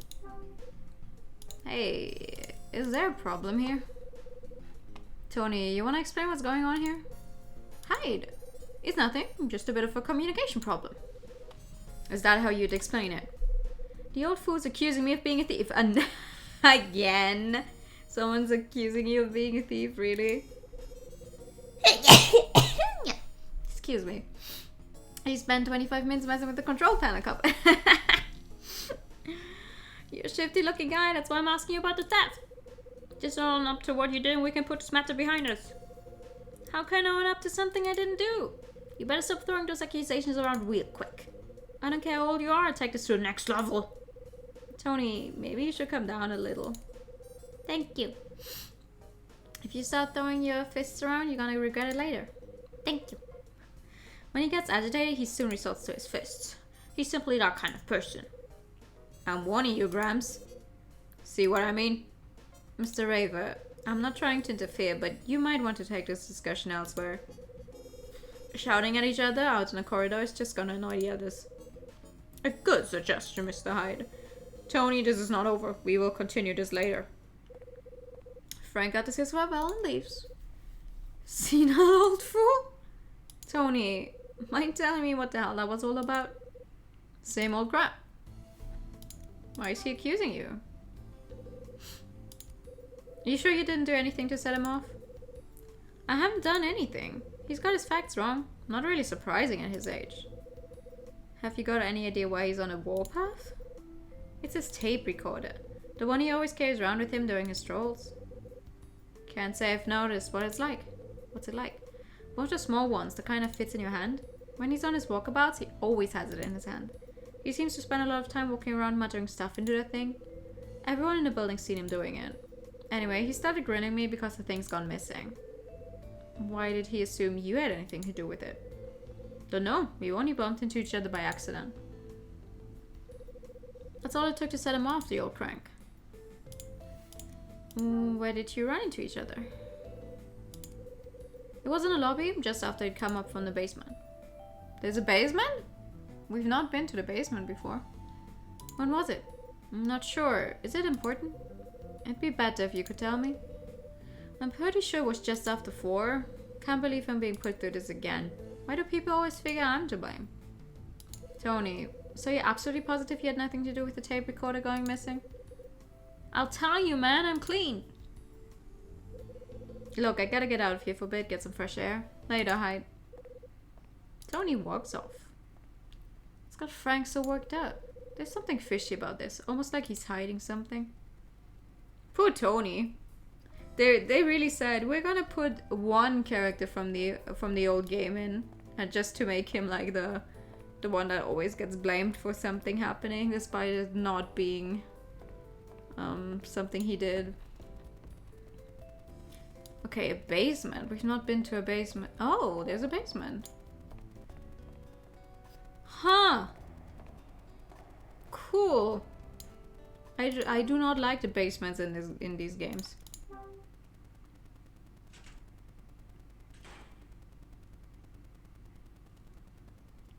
Ooh. 3 washing machines. That's generous.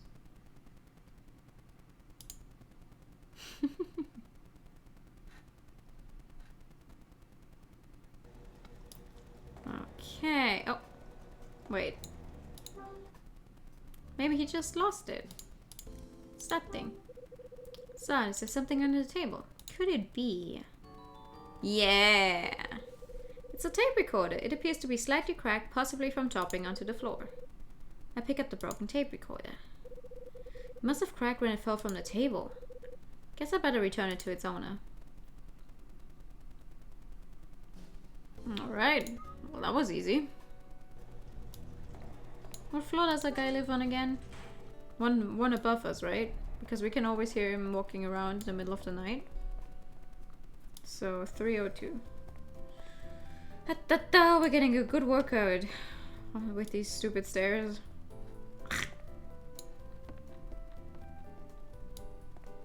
Realistically, I would have to catch my breath walking all of the steps, like taking all of the steps that Kyla's been taking in the last half an hour. Like, up, down, down, up, again.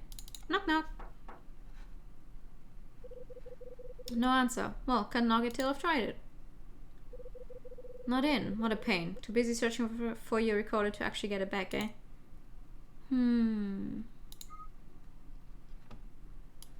But didn't he go up the stairs to go back to his room? Where the fuck is he then? It's my pager. Oh, hello. Time to head back to my room. No. I'm trying to give that guy his recorder back. Who the fuck is paging me?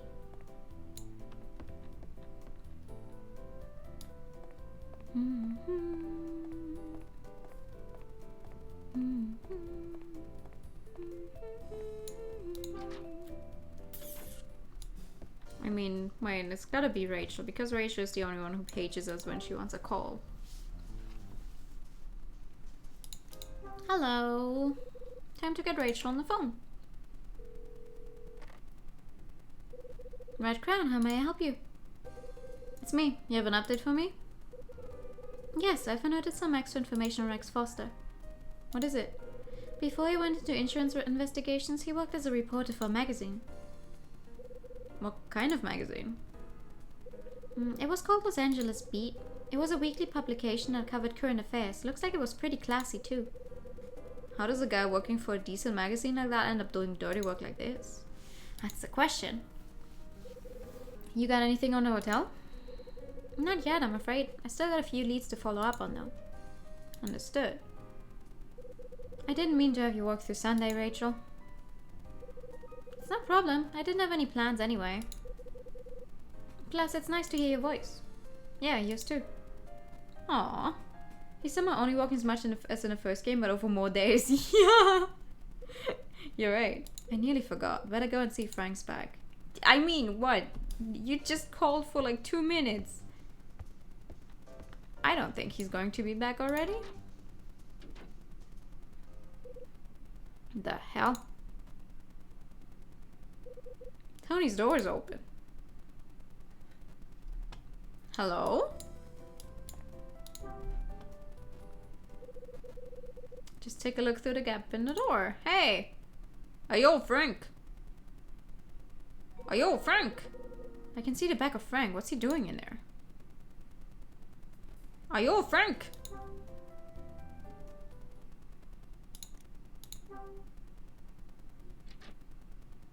Hey! Damn! What are you doing in here? Damn, he says! What are you doing in a room that is certainly not yours? Hey. What is it? What are you doing in here? I can assure you I'm not doing anything that could be considered illegal.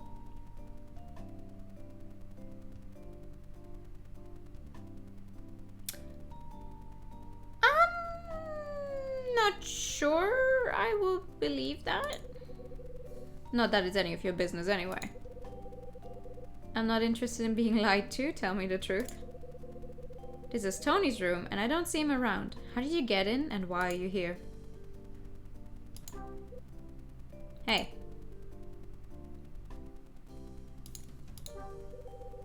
You won't find what you're looking for here. Would you care to explain exactly how you can be so sure? That's not what you want to lead with. I found your tape recorder. You what? So there's no reason why you need to search Tony's room. It's buffering often right now every 5 seconds. That's not yours though, I think. I think that's me and Twitch. Because I have a big red fucking bar that says that my connection is shit.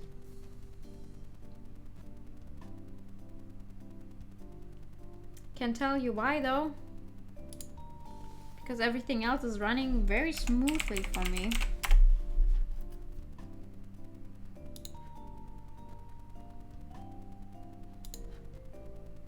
Yeah, no, everything is fine for me.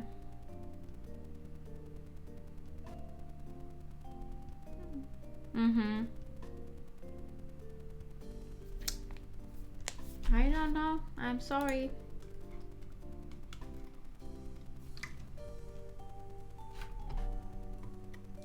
Dun, dun, dun, dun. Yeah, I'm at a consistent 50 something MPS. Thought it was a Mayan. No, I think it's Twitch. I think it's Twitch that is fucking up a little. Hold on.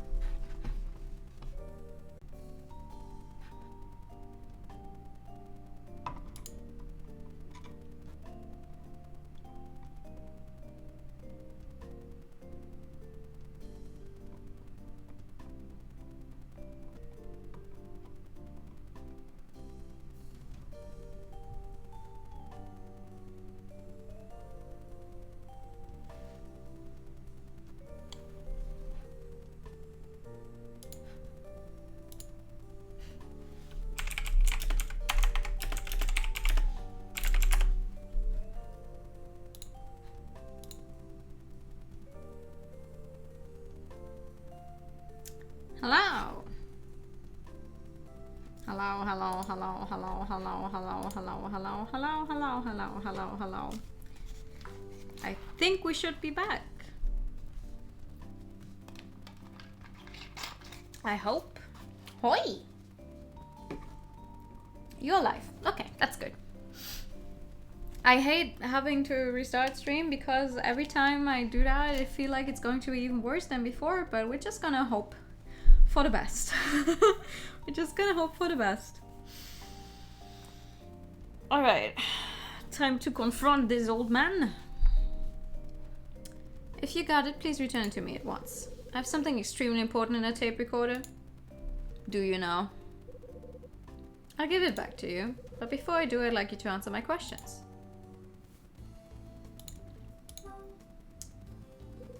Tell me what's on a tape recorder.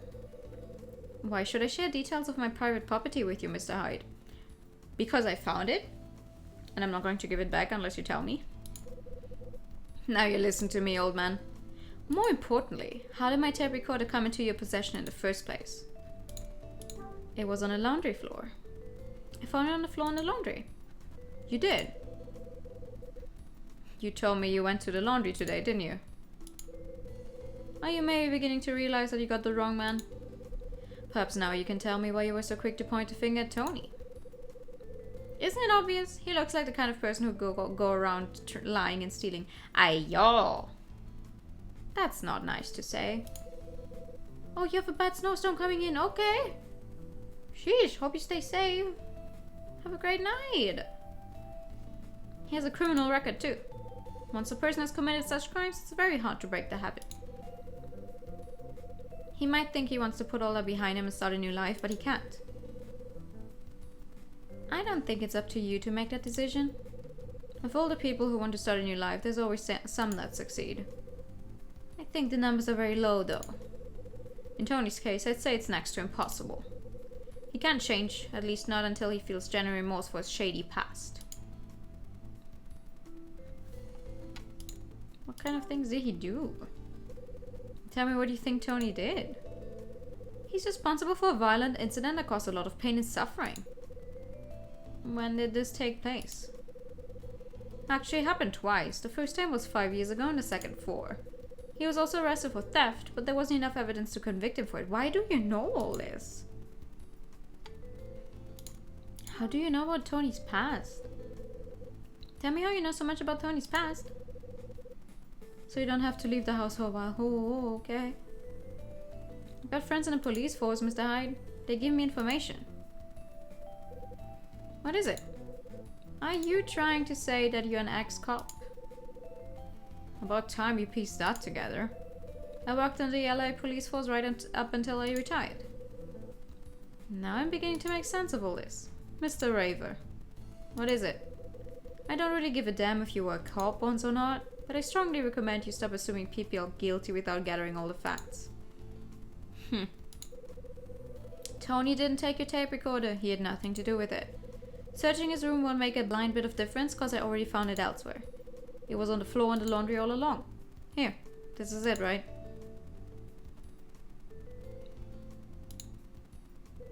What happened to the case? It's cracked. I guess it must have cracked when it fell off the table and hit the floor. Hang on.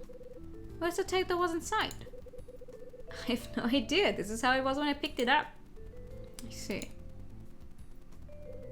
I may have misjudged you a little, Mr. Hyde. I want to thank you for returning this. I'm not interested in your thanks. Maybe you should try giving Tony an apology instead. Once the tape is safely back in my possession, I shall do just that. He is not the one who took your fucking tape recorder. You should... Oh my god. Frank says his piece and leaves. What an asshole. So Frank's tape has gone missing. But more importantly than that, he's left his room practically upside down. Maybe I'd better clear away some of this before Tony gets back. Yeah. Yeah. What a fucking asshole. Okay. What's all this? Huh? This letter paper. I don't believe it. It's the same as the order sheet I received. What's Tony doing with the paper like this? Ooh. Oh. Huh. Hi, I wanted to clean up your room. Hey, hi. Sorry for coming into your room without permission. Don't sweat, it's no problem. Really? I just met old man Raver. He told me you found his tape recorder and returned it to him. Yeah, that's right. He also said that he came to see me and noticed that the door was open. You came in when you saw him inside and asked him some questions. Pretty much covers it, right? Pretty much. Do you hear anything about the tape, Tony? What tape? Frank said that there was a tape inside the tape recorder, but it's missing now. Yeah, actually he did say something like that. Don't know where it could be, though. Tony doesn't know about it either. Maybe it's time you eased up on playing detective, Hyde. Stop thinking about this tape and take it easy. No, I stopped to think about it. It's been quite a while since you've been in my room. You're right. One more thing, though, Tony. Yeah? Did you leave a letter at my door a little while back? A letter? Nothing to do with me. I've never even considered writing you a letter, man. You're telling me the truth, right? Cross my heart. I mean, I write letters from time to time, just not to you. Who do you write to?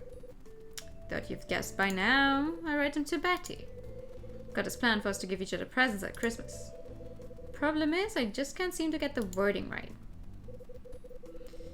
Tell me, Tony, why'd you lay your hands on a letter paper and envelope? They were given to me. By who? I got them from Dylan. You know, the guy from the third floor. Ayo, the guy from the third floor. Hey, Hyde, why don't you hang there for a while? I'll let you hear my latest song. Think I'll take a rain check on that? I've got a few things I need to sort out. Oh, okay. Maybe next time.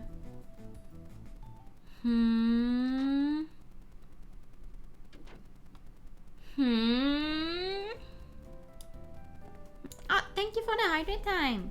And the pasta check and the pad, everything. Ah. Nice.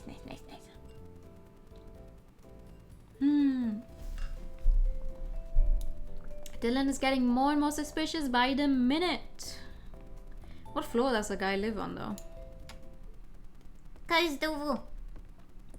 Okay. Huh? There he is again with his rapper pose. Hi, Mr. Hyde. Dylan, I wanted to ask you something. Ask me something. What is it? Let's complete the package. Oh no. Did you give Tony letter paper and an envelope? Yeah, that was me, alright. Is there some sort of problem? I just wonder where you got them from. Actually, they were given to me, too. I got them as a present for my hard work. They were from Miss Petrus. Oh. What the fuck? It's getting even more complicated. I got the letter paper from someone else, and then I gave them to someone else. Hanya. And then they ended up with me. Because someone wants me to look into the weird star thing. I figured I had no use for them, so I passed them on to Tony. Because Tony definitely seems like the type of guy that would have a use for a specific kind of letter paper. I see. So you haven't put a letter on my door recently? A letter? Certainly not me. Why would I be writing you letters? If there's something I need to say to you, I'd rather just come and say it. Yeah, I expect you would. Why are you asking anyway? It's nothing. I was just thinking about something. If you're really curious about something to do with the letter said, maybe you should pay a visit to Miss Patras and ask her directly. In fact, I was on my way there. Shall we pay a visit together? Together? Well, I have to see her anyway to return something I borrowed from her. Come on, let's go. Fair enough. I do not trust this guy. I do not trust this dude. I do not trust this guy. So this is looking very weird on the map. Knock knock.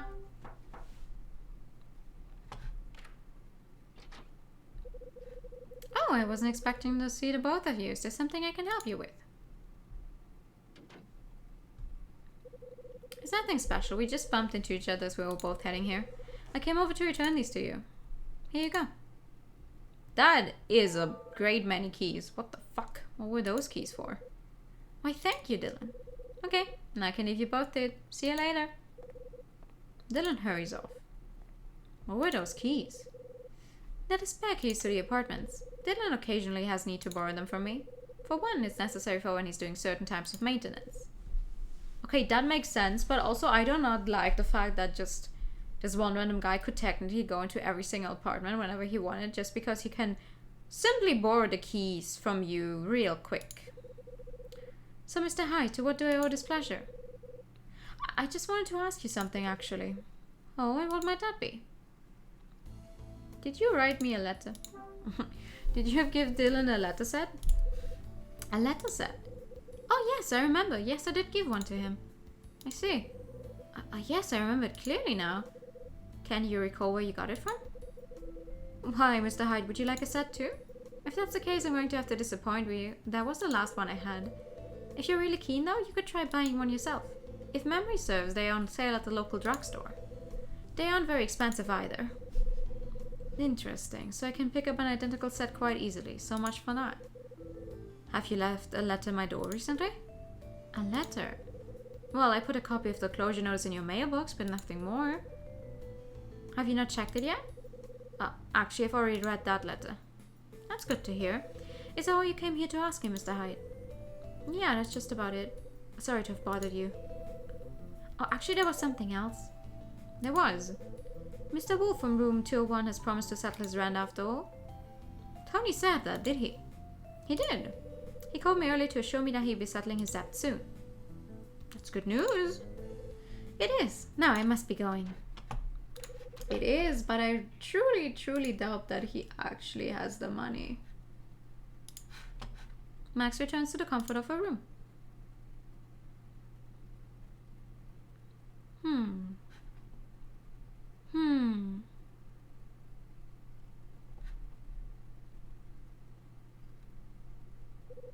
Why would he suddenly have enough money to settle that? I return to my room and throw myself onto the sofa. I just can't get it out of my head.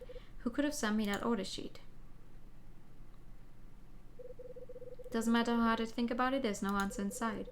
Guess I should set my mind to uncovering a little more on the Scarlet Star first.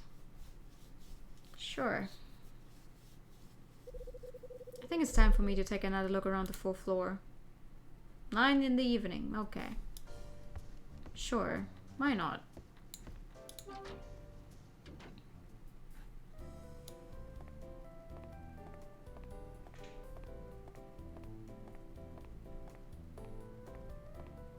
I mean, what's the worst that could happen? We run into someone else?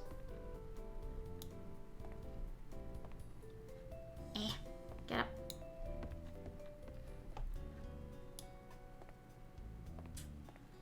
Wait, what? The door's already open.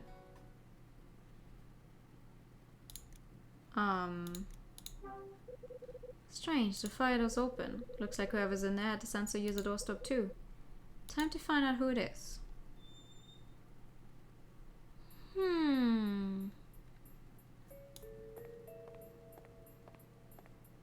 Hello?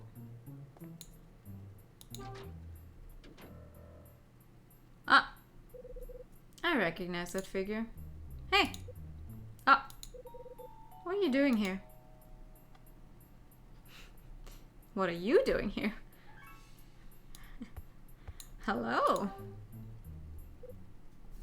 Mr. Raver, what brings you all the way up here? And just how has that got anything to do with you?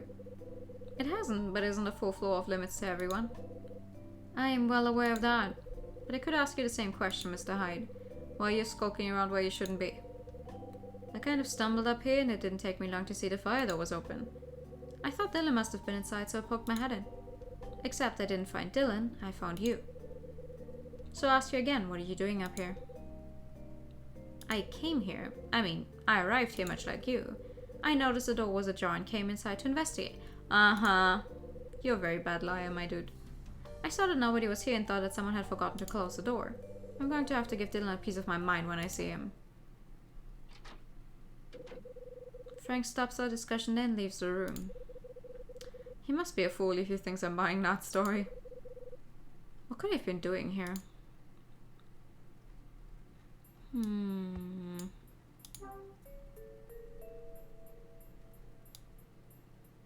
Oh. One of the desk drawers is open. Seems to be empty. Huh. There's an imprint of something at the back. What could have been kept in there? Maybe a book?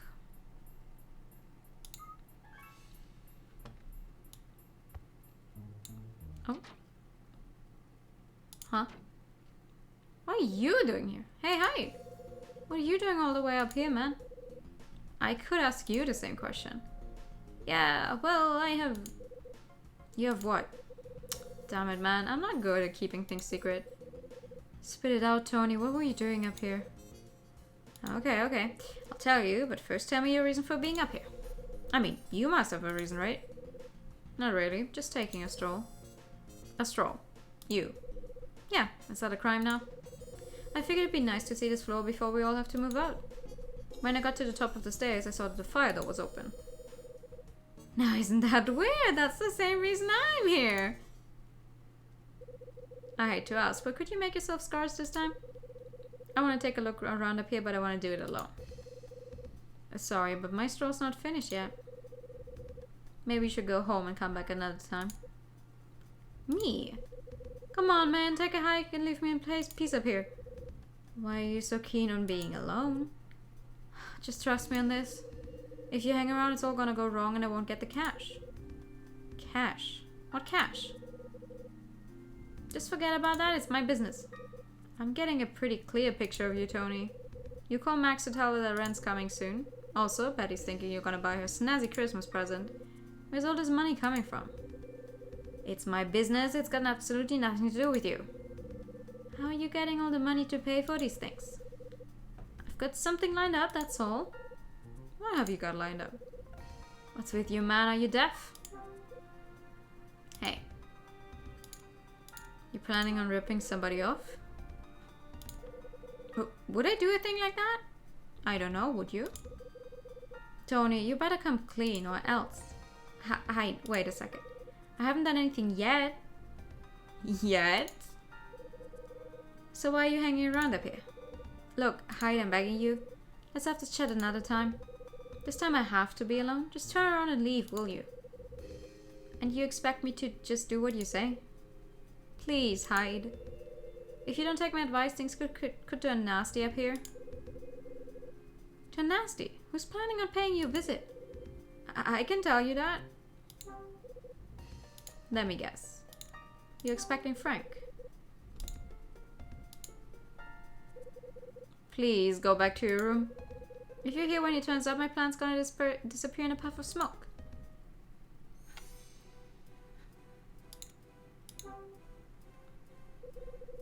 Just what the hell are you up to? I can tell you. I just can't. Just what is Tony hiding? I don't have enough of the facts to pressure him further. Okay. Do I have enough to pressure him with this? What's this plan you're talking about? I can tell you. Okay, so I'm not getting anywhere. I just can't. Just what is Tony hiding? I don't have enough of the facts to pressure him further. Okay, Tony, wait here for a while. Hi. Yeah, I have to gather some facts. Real quick, I'll be right back. Might accidentally lock you in. Okay, no, the door's still open. We're good. Tony's still inside. I better leave this open.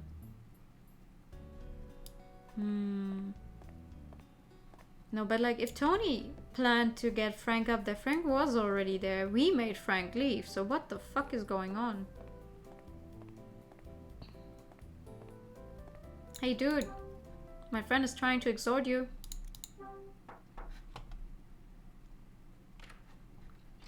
Hee-haw. Hee-hee-haw. You, what do you want? Just wanted to ask you something. What is it now? It's about why you were up in room 404.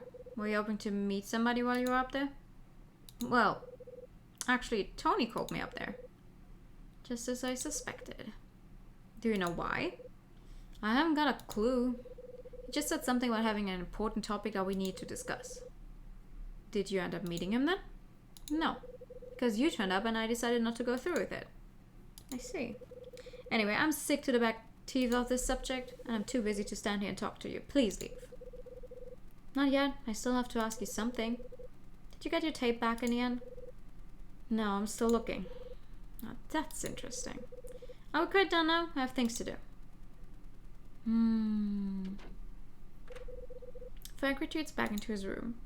I'm guessing there was something on the tape. Like maybe Tony did indeed get the tape and there's something in there that he's planning to use to extort Frank for money, but so that's how it went down. Okay. Is that enough to pressure him? Going, oh, I know your plan. But Frank already decided not to go through with it.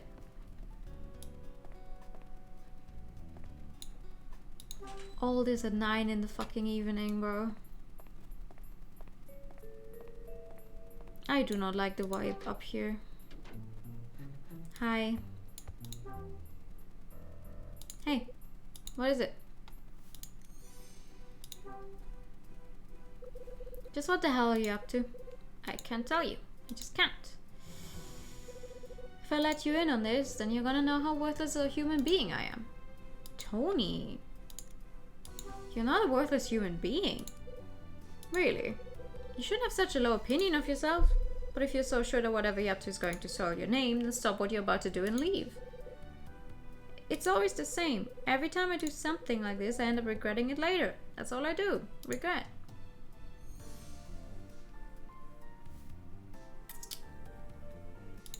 What's this plan you're talking about? I can tell you. Out with it. You're not doing a very good job of hiding it anyway. What?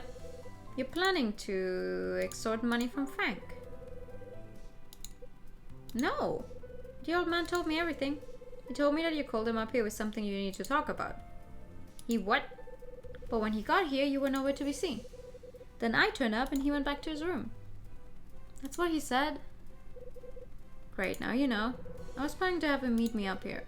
Then I was going to make him a deal he couldn't refuse. Ever since the notice went out about this place closing, he's been coming to the 4th floor to look for something.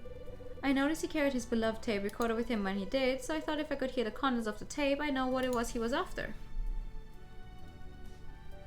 Oh-ho!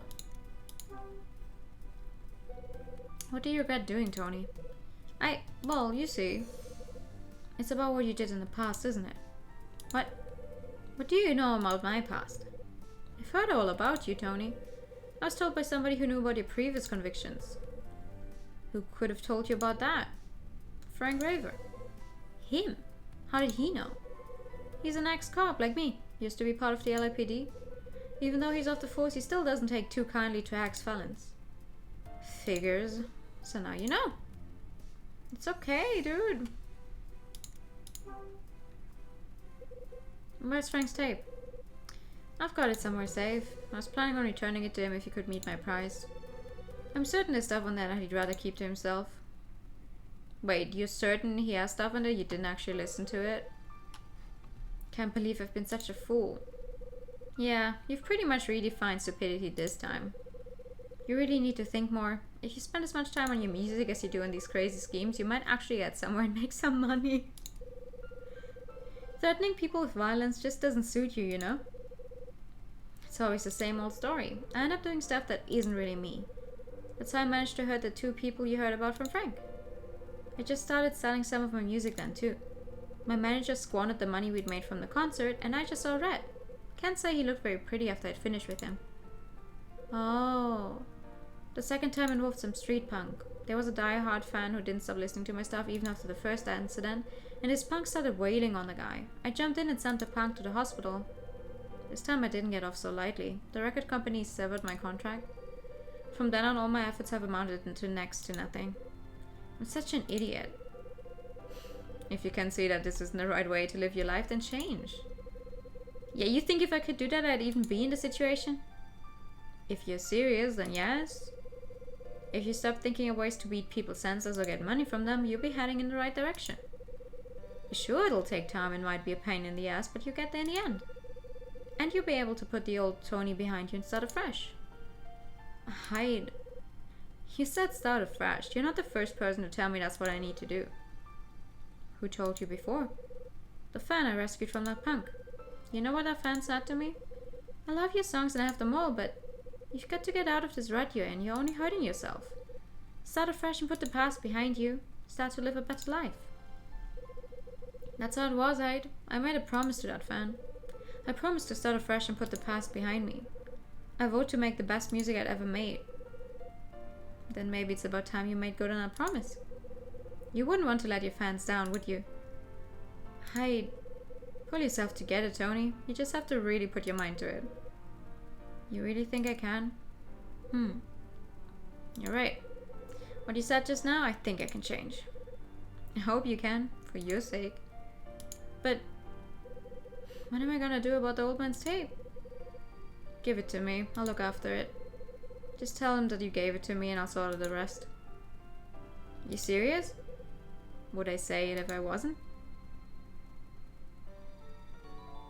Dun, dun, dun, dun. Tony gives me Frank's tape. I'm counting on you, Hyde. I'm gonna head back to my room. Tony makes his way out. I think I'll head back to my room too. No way I'm giving this back without hearing it first. I mean, yeah. Oh, I'll give it back, but first I need to know what the contents on that thing are. Because I'm a nosy bitch. No, don't break it. Oh no. I'm going to have to rewind it, aren't I? Please don't be a rewinding minigame like in the first one. Please don't, please don't, please don't, please don't, please don't, please don't, please don't. Just let me listen to it in peace. Dun, dun, dun, dun.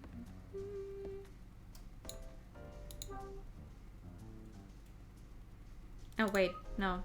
I keep thinking that we have like something here to listen to it, but I probably need the phone, right? Can I put it in here? There's an answer phone hooked up. Makes me feel less guilty about ignoring calls. Okay, do I use it with it? Frank's tape. Use. I'll play Frank's tape on my answer phone. Nice, okay. Gotta take my own tape out first. Okay, so the eject button. Swoosh.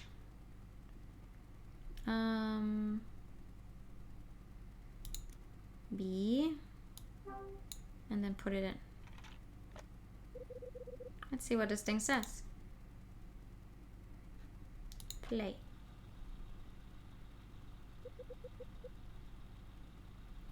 Diagonahuni. Coherent. This thing broken or something. Great.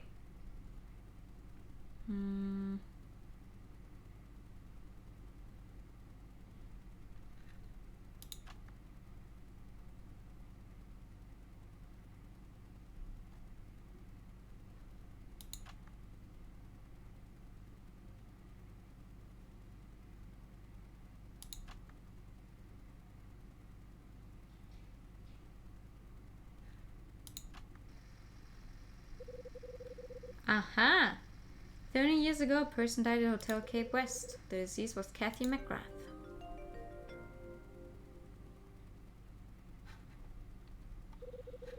The voice of an elderly man comes from the tape. Investigation memo number 00883. It's Frank's voice, alright. The state of the 4th floor is just as it was 30 years ago. My initial sweep of room 404 where Kathy McGrath's body was found is complete. Before vacating this building, I must find the lost items connected with Condor. Kathy McGrath. That's the name of the victim from the murder 30 years ago. Now I know that it was room 404 that her body was discovered in, too. Looks like Frank has been looking into the events of the murder that took place. But what does he mean by lost items connected with Condor? Condor was the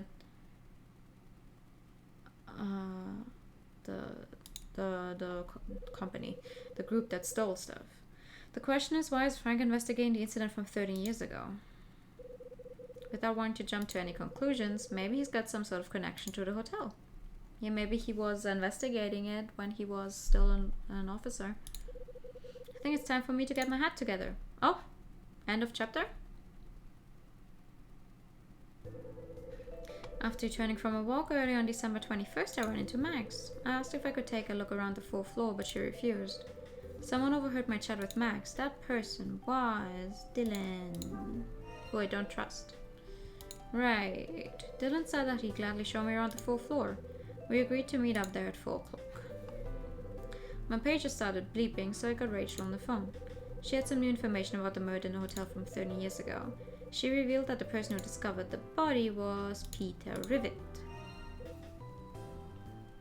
Right. The person who discovered the body was none other than Peter Rivet, who just happened to be Marie's husband. Armed with the information Rachel gave me, I went to question Marie. She talked about accusations of insurance fraud and about her husband and brother. From this chat, I learned that Mike, her brother, saw the body as well. I also learned about the secret code used in the hotel. Marie let slip that the hotel staff used star as a secret code word. It was connected to the party that was thrown just prior to the closure of the hotel. After finishing my chat with her, I prepared my response to the order and posted it in a room 404 mailbox. I listened to Frank's tape, which I got from Tony. I finally knew what Frank had been investigating. Turns out he was looking into Kathy McGrath's murder. Frank's looking into the murder in room 404 from 13 years ago. There was a memo regarding the unsolved murder case on Frank's tape. I listened to the entire contents of the tape. It said something about what Frank was actually trying to find. Turns out he's investigating lost items connected to Condor. Right. The last thing recorded on Frank's tape was him saying that he's looking for lost items connected with Condor. It seems like I'm not the only one looking into this building's past, but why is Frank so focused on this even after his retirement? Why would he still be looking into the unsolved case that happened 13 years ago? A murder 13 years ago and the disappearance of the Scarlet Star 25 years ago. There has to be some sort of connection that links the two incidents. Why do I get the feeling that my questions are just leading to more questions? Because we're at chapter 5 of, I don't know, 10? So we still have a lot to go. Like, I mean, we're going to hit chapter 5 now.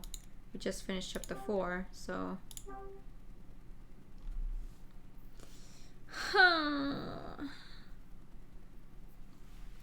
Okay. Thank you for the pad. Oh, excuse me. Alright. So what's next?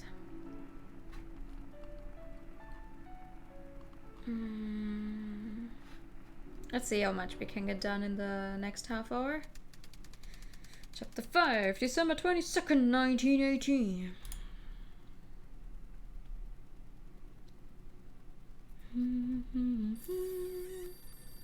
And the telephone is ringing again. Huh? It's the phone. I reach out from my bag and grab the receiver. Hello? Come on, Rachel, can't you leave it for another 30 minutes or so? If you really want to hear my voice, call me back later. What the hell are you doing still in bed at this time? What? Hi, it's me. Ed? So you're still sleeping, huh? Yeah, well, I was. I see. Guess this won't interest you enough to get your lazy ass out of bed anyway. Hey, hang on. I thought I'd extend the hand of friendship and give you another chance. Maybe I'll have to reconsider, seeing as you can't even be bothered to get out of bed. Have a nice life, Hyde. Ed, wait! Yeah? You're right. Someone who sleeps until 10 on a Monday shouldn't be given a second chance. Go on. It's just that I've been getting lazy recently and need to regain my focus. I know I've got to get my act together and... And what? Talk to me, Ed. What did you want to say? I want to work for you again. So just tell me what I have to do. Sell stuff, Hyde. It ain't that hard, you know. You can start with your current inventory. Try selling some to the local residents. You seriously think the people here are gonna buy this stuff? Of course they will. It's extremely hard to sell stuff to the people around you. That's why I think it's only fitting for you to try. Guess it helps if you're on good terms. If you manage to defy all the odds and sell some of the stuff to your neighbors, I'll give you that second chance we discussed. I'll leave it to you which stuff you try and sell. You've got plenty to choose from. Make successful sales to 2 of your neighbors, then give me a call. Will do. That's all I wanted to say. Hang on, Ed. I just want to ask you about that order sheet. I already told you you cannot accept orders that don't go through me first. Forget about it and focus on making those sales. Rachel. Hi there, sweetie. Now that's the kind of voice I'd like to be woken up to. Easy there, Kyle. Anyway, do you really think you can sell some of your goods to the people in your building? I'll give it a try. Gotta face facts though. With everyone getting ready to leave this place, chances are they're trying to deal with too many of their own problems to want to buy household goods from me. You're still in with a chance though. Really? You think? Yes, there's always a chance you get lucky. All you've got to do is find out just what the customer wants. If you know you've got what they're looking for, selling it to them should be no problem. Maybe you're right. Like I said, I'll give it a try.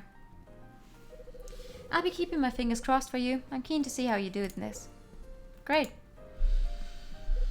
Hey Kyle, have you found a new place to live yet? Still looking. We have not, in fact, looked at a place yet. If I can't find a place in time, maybe. Absolutely not. The space in my room's already spoken for. It is? Yes, Mila's coming home. Is she now? That sounds good. She's coming back from art college for the winter break. Wait, she's living with you? Baby! Mila Evans. I met her for the first time about a year back. It was when I found myself holed up in a joint called Hotel Dusk. She was in bad shape and had lost part of her memory. She got mixed up in something when she was young and had no memory of it. Spent 10 years lying on a hospital bed in a deep sleep. Now she's all alone with no relatives to look after her. So she's staying with Rachel? Damn. Hyde should just buy all the stuff himself to get his job. We'll come back.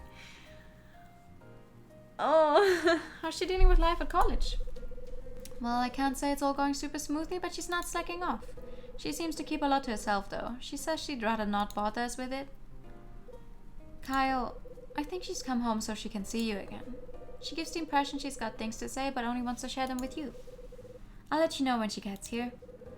Got it. Thanks, Rachel. There's something else I want to ask you. What is it? I need you to check up on the word condor and see if it's connected to anything special. Condor? I'll certainly look into it. I'll get you on the phone as soon as anything turns up. You started sleeting right when you got home. That's what I was hoping you'd say. Well, you were lucky then that you got home just in time, huh? I better go. Good luck with the sales, Kyle. Damn, okay. I turn the tap on and splash my face with the cool and refreshing water that comes out. I think I'm gonna do that as well. Choosing what to wear doesn't take me too long. I mean, you don't have that many options, my dude. Now, to figure out a way to entice the other tenants to buy some of my stuff. Might be a good idea to find out exactly what I've got with me. Groceries are a bit icy. Ah, damn. Honestly, I can't wait for it to be like, you know, the warm kind of spring. I'm not a big fan of like really hot weather, but just like a warm spring where you don't have to wear like the thickest jackets around, but just can really, you know, enjoy the sun a little without the wind being icy and everything. It's full of the crap I'm supposed to sell. It is. We've opened that before, actually. Okay, let's see, what do we have? A doorknob set with a lock. Selling doorknobs door to door, is that the idea of a joke? Can I take it with me? No? Selling doorknobs door to door is okay, no? What's this one? Snow globe. How festive. You shake it and it looks like snow falling on the little house inside. Ed always says seasonal items sell the best. Alright, what's this one? Toothpaste? Super strength adhesive. It's quick drying and made to work on plastic and glass. Better keep it away from me. Oh, okay. What's this? A pen that writes in invisible ink, so whatever you write down disappears after a while. Right, and how do you make it appear again? Okay, what's this? A solar calculator. Store Sana uses it to power the calculator or something. Not cheap though. You like winter better because bugs are dead, no tornado. The warmer is a lot nicer. Yeah, I like winter enough, but you know, sometimes I'm just not a big fan of having to wear like 3 different sets of things just to keep warm. A tube of glue. I think this is more industrial style glue. It takes time, but it works in wood and paper. Okay, what's this? Surface cleaner. Only Red Crown is cheap enough to sell surface cleaner in a miniature tin like this. Okay, damn. A security lock. Twice as good as any lock. Just put it on your door and see. Inspiring blurb there. Okay, what's this? A little pocket camera. It's portable and easy to use. Wish I could afford one. Powerful bleach. Gets rid of stubborn stains in an instant. Not to be used on colors or patterns. So it's useful in white stuff. Great. Now why does it stink of strawberries? Okay. A tin of wax. This thing will make anything shine like the sun, apparently. Okay, and... Concentrated detergent. Removes any sign of dirt or stains. Why do I need bleach if I have this? That's a good question. Is there anything else? No, that's just the label on the box. No. Okay, no, I think we checked everything. Yeah, I think we checked everything.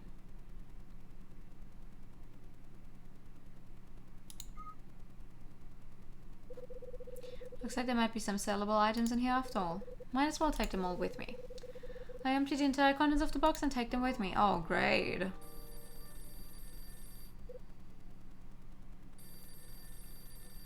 Huh? When you know, it's a phone again. I'm so popular these days.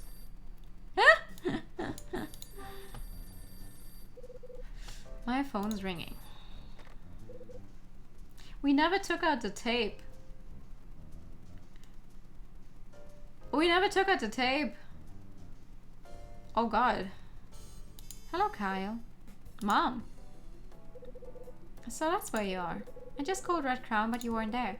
They told me you were taking a short vacation. Yeah. You seem to be taking a lot of time off, Kyle. Is everything okay? You haven't got yourself into some kind of trouble at work, have you? Of course not. Everything's fine.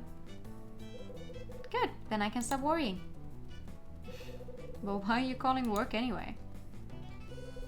I needed to speak to Ed about something. What was it?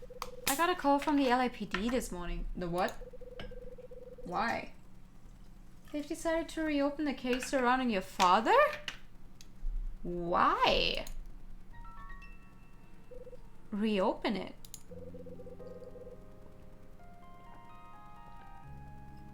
It looks like they're going to start early next year. I wanted to let Ed know. When he was on the original case 25 years ago and they officially ceased investigating, he was the only one who took the time to see me in person and break the news. Why would the LAPD show such a sudden interest in reopening the case, though? I wasn't sure, but Ed said something about a possible reason. He thinks it's all down to the mayoral candidate Hugh Speck. Hugh Speck. He used to work on the force and he's made it his mission to wage war on organized crime. Yeah, so part of his speech on TV, he was saying lots of stuff like that. Still, reopening a case that closed 25 years ago can't be easy. You're right, but there's a hell of a lot of red tape. Don't get your hopes up too high though, Mom. There's no guarantee that they'll get to the bottom of it this time either. I understand that, but who knows? Maybe they simply overlooked something before. I've thought about it long and hard. Why did he have to die like that? Who would want to kill him? I never found out the truth behind his death. I wonder whether knowing the truth would have helped me overcome the grief or not. Maybe if I'd known, I wouldn't be forced to live the life I do now. Mom, do you really want to know the truth behind what happened to your father? I do now. Even if it reveals things I didn't want to know about him, I need to know the truth behind what happened. Chris Hyde was my dad, and I feel it's my duty to find out the reason for his death. I understand how you must be feeling, Kyle. The LAPD have promised to let me know if there are any developments in the case. That's good to know. Hey, but 25 years old case? That's unusual. That's highly unusual. So they're reopening the case about my old man. A chat with my mom brought back what Rex said the other day. I somehow know that if I can locate the Scarlet Star that went missing 25 years ago, it might bring me closer to finding out how my dad died. Okay, I think it's time to try and complete Ed's little assignment. Guess a guy like me is only suited to working for a place like Red Crown. Oh god, who am I going to sell these items to, bro?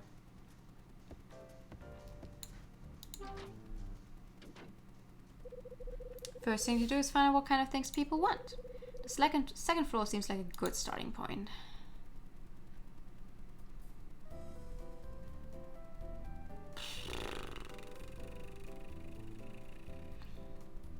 Alright, I mean, let's start with Tony. He doesn't really have money, but I mean... meh.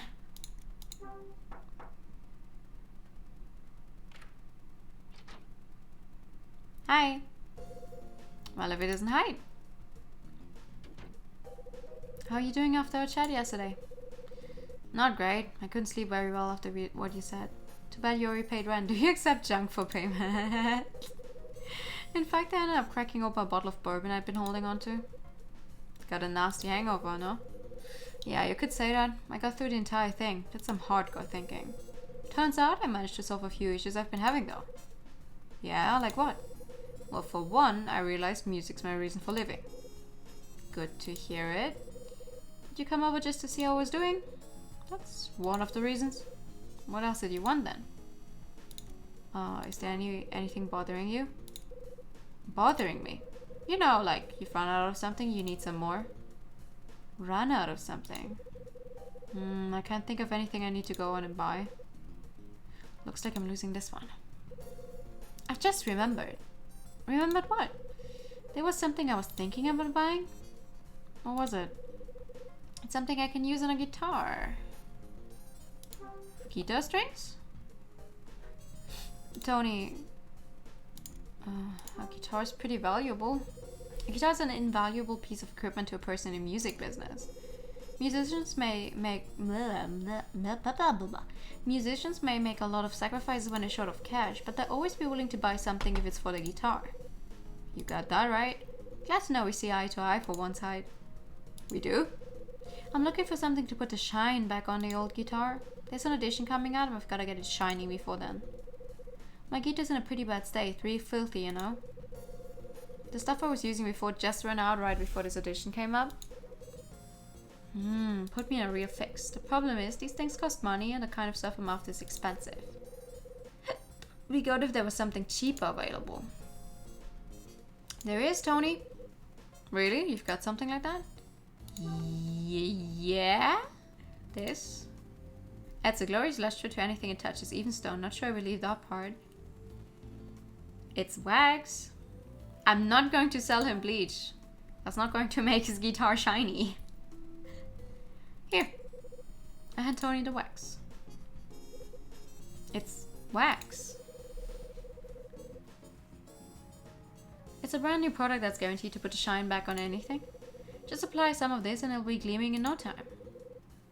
So this will work on my guitar too? Absolutely. Bet the stuff doesn't come cheap though, right? I thought you'd say that. Thing is, this stuff's very cheap. How cheap? $3. $3? It's a deal. Thanks. Here's your cash. Nice doing business with you. That was easy. I received $3 from Tony. Be seeing you. Night. Tony goes back into his room. Not too shabby. Glad Tony decided to take one of my items off my hands. Now I've just gotta make a sale to one more person and approve my commitment to Ad. Huh.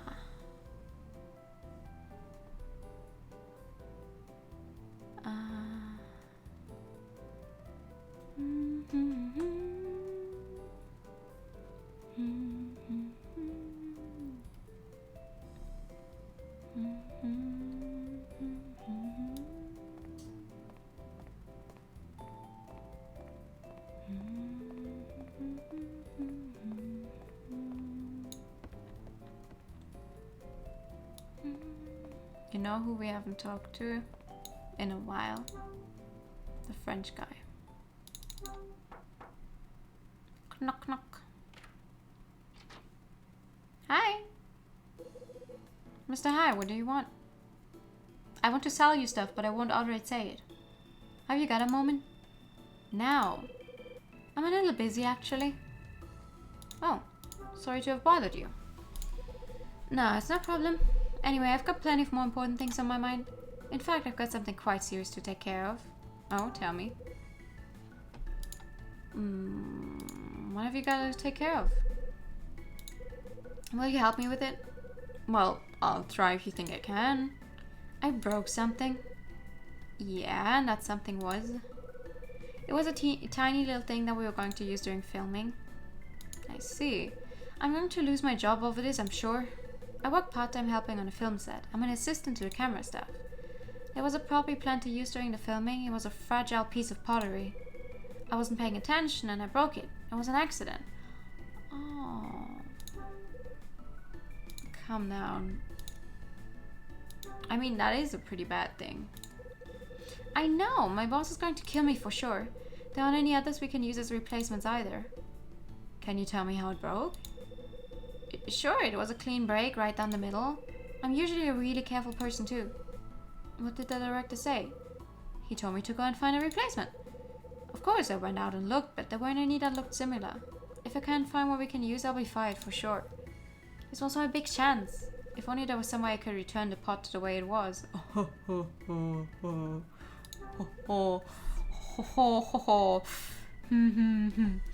Hey, I may have just the thing for you. Really? Yeah, you just need something to put it back together, right?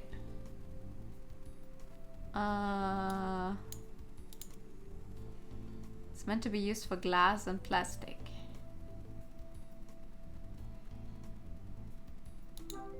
Should work, right? Here, take a look at this. I passed Charles some super strength adhesive. Is this some kind of glue? It's one of the items I'm selling. My guess is it'll be perfect for fixing things like that broken pot of yours. If you're right and I can fix the pot, we'll be able to use it for the filming after all. You better give it a try. How much do you want for this? $3 ought to do it. Here you go. Sold there. Thanks. Nice. Thank you, Mr. Hyde. I'll give it a try. Similar to what they need, but it will make things worse. I used it and head right to the studio. Charles leaves. Great. I managed to sell one of my items to Charles. Giving him glue so it'll fall apart again. The other kind of... We have two types of glue, right? So the other type of glue.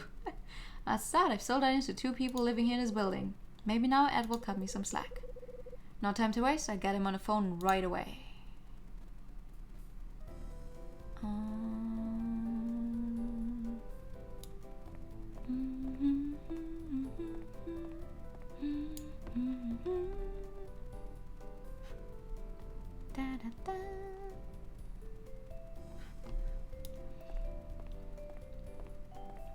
Well, we only need to sell to 2 people, so I'm not gonna try to sell to anyone else. I'm guessing you can, like, depending on who it is you talk to, you can just sell to all of them, like 1 piece to all of them. Like Marie, I don't know what we would give Marie. Maybe the security lock or something, so people can stop trying to go into a room or something. Anyway, I sold 2 items. Let me back in. Time to get my job back.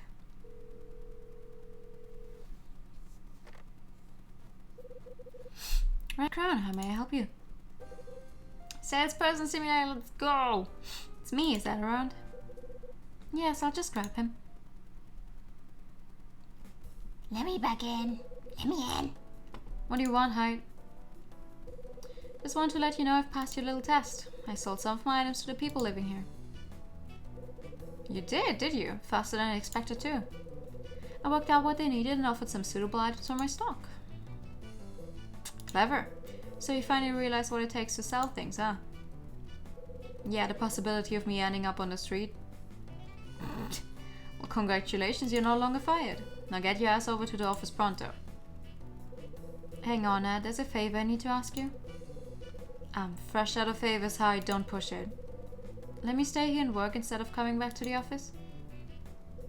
And naturally, you must have a good reason for that. You'd have found out sooner or later. I took the order from that mysterious client, so I want to stay here until I get to the bottom of it. So you know who the client is now, I suppose.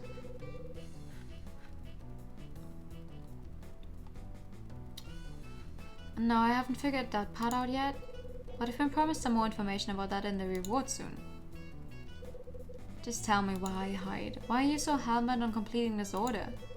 I mean, the thing went missing 25 years ago. What makes you think you can find it now? I'm not sure, but the order must have come straight to me for a reason. The person who sent it to me must believe that I can get to the bottom of it. You've probably heard from my mom by now, but the case on Dad's murder will be reopened. I've been thinking about it, and here's what I believe. Something tells me that if I can locate the item on the order sheet, I can find out more about his death. You mean you think this is all connected? Come on, you're reaching a bit, aren't you? Just call it a gut feeling. Gut feeling, eh? That's the Hyde I know, alright? Okay, you won me over. I'll let you deal with this order despite my better judgment. The only condition is you come up with the goods without fail. From today onwards, that crummy apartment you call home is your office. Hyde's working from home. Roger that, Ed. Aside from the stuff you've already got Rachel looking into, is there anything else you'd find useful for your investigations? You ever heard of a guy named Frank Raver?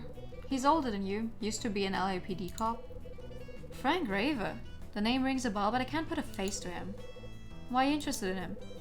He lives in this building. He's been looking into events that happened 13 years ago.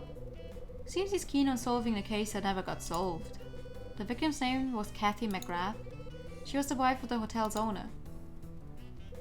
Okay, I'll see if I can call in a couple of favors and dig up some dirt on the guy. I owe you, Ed. You sure fucking do. You sure fucking owe the guy. Thanks for looking up. Seems I can focus my efforts on that order now. Before I do anything though, I'd better put all these things back in my box. Okay, damn. And suddenly it is 1 PM. Holy shit.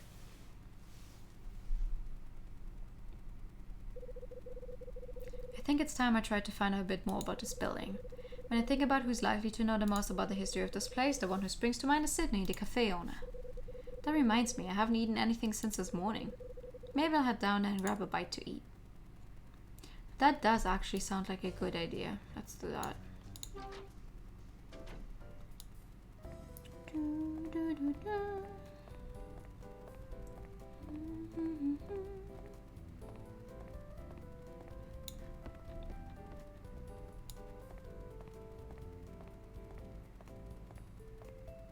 Hello. Don't be mean to your lord again for fucking up my order. Looks like the place is empty. Hi there, come on in. Welcome to Lucky's Cafe. Hi, Claire. What's today's coffee? It's straight Mandheling. It's from Indonesia and has a distinctive aroma and a strong taste to match. Sounds good. I'll take one of those and a large plate of pasta carbonara. Let me guess, you want it with mushrooms and coarsely ground pepper? Perfect. You got it, Mr. Hyde. Feel free to take your usual seat too. Thanks. Man, I like her. Pasta. Oh man, I would like some pasta now.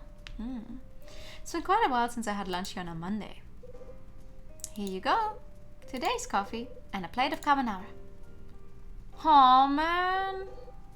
The pasta's fettuccine and the bacon is hand smoked by Dad. It looks and smells wonderful. Sure does. Enjoy. She's so fucking cute. Claire leaves the table and heads off elsewhere. There's a freshly made cup of coffee and a piping hot plate of carbonara on the table. Man, I can't get enough of this smell. Maybe you should eat it so you can get some of the taste as well. Damn. Hi there, Mr. Hyde. Huh? Hey. Oh, hi, Sydney. How are you enjoying today's coffee? The initial taste is pretty mild, but it certainly has some depth to it. Doesn't it just? It's not everyone who can discern the taste of mandling. I like the full body texture too. You really know your coffee, Mr. Hyde. Plus, this carbonara is something else. Glad you mentioned it. It's one of my own creations. Is that pride I'm sensing? You got it. This place prides itself on the food as well as the coffee, you know? Friendly staff too, and the best service you find anywhere around these parts. It's got everything. Be that as it may, I still can't believe we have to close the place at the end of the month. Sydney, I'm sorry. I didn't mean it to come out quite that loudly. Have you found a new place to set the cafe up in yet? No, not yet, unfortunately. To be honest, just thinking about it gives me a headache. After 12 years of slogging at it here, I kind of hope I'd never have to move. Can't say I'm looking forward to starting all over again. Yeah, I can see why. 12 years, that's quite a run. If you add that to the time I spent working at the old place, it's 18 years in total. You knew all about this place when it was a hotel, right? That's right. There's some stuff I'd like to know about then. Could you tell me what kind of hotel it was? Actually, I can do better than that. I've got a picture if you'd like to see. Even better. I feel like this guy is just very, like, oh, actually, I've got some more stuff I can show you. And I'm just sitting there like, well, I didn't even ask for that, but if you're willingly indulging that information, I'll take it. Here it is in all its glory. That's how the place looked 13 years ago. Why is it so purple? I take the 1967 hotel photo from Sydney. Who knows, maybe a 13-year-old photo of the hotel will come in handy.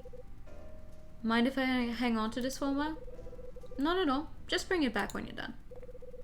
Sydney says his piece and moves away from the table. Oh. Oh, okay. And suddenly it is 5 p.m. It was 1. When I came down here, it was 1. What? December 22nd, that afternoon after lunch at Lucky's Cafe, I decided I needed some fresh air and headed into town. It's that time of year again. The streets are packed with people looking for presents. Before I even know it, I've taken myself into a back alley away from all the commotion. It's not long before I find myself going into an old movie theater nearby. This place is great. It only plays classic films. This time it's a western. Mean-looking guy with a heart of gold saves a village from bandits. Everyone loves him. The woman and the kid want him to stay, but he knows he's gotta move on. Brilliant stuff. In a certain light, the profile of the star reminds me a little of my dad. I let out a sigh. Ayo. By the time I leave the place, the sun's nearly set and night is creeping in. I see.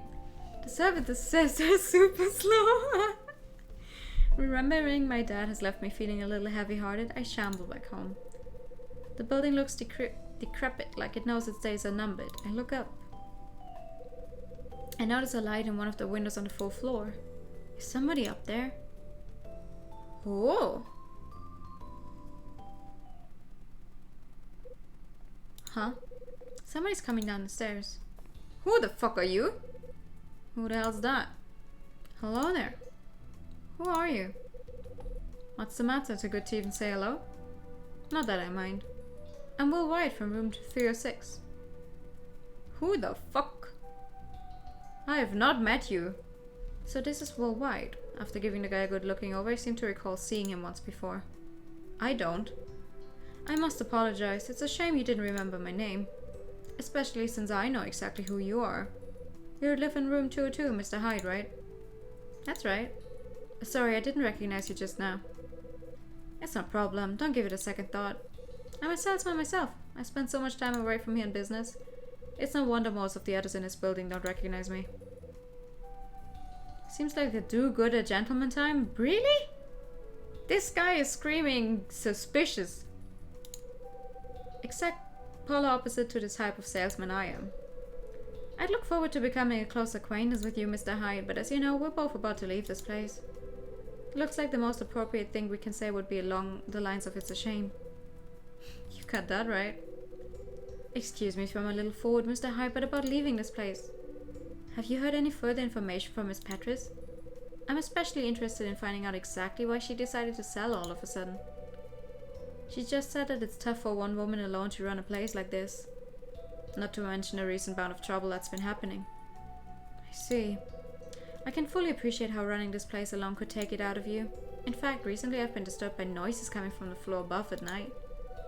I wanted to ask her to take a look because I can't imagine what could be causing it. Please excuse me, I must be going. Wait, you in 306 and there's noise coming from above you? We've only been to 404. Also, thank you for the hydrate time. And the pad.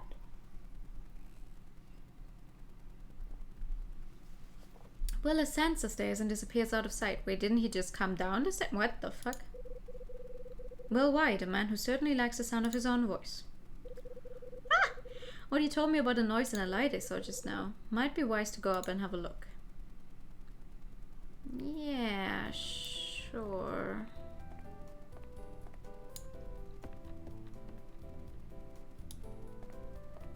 I mean, there's only so many people who could be up there. And I mean, to be fair, at this point, it seems like half the tenants here have been upstairs. Huh. The fire door's open.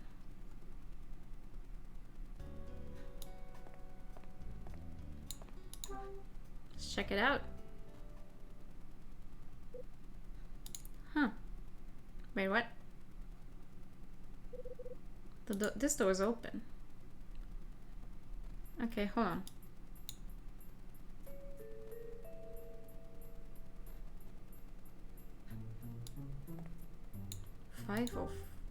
Four or five. Let's see.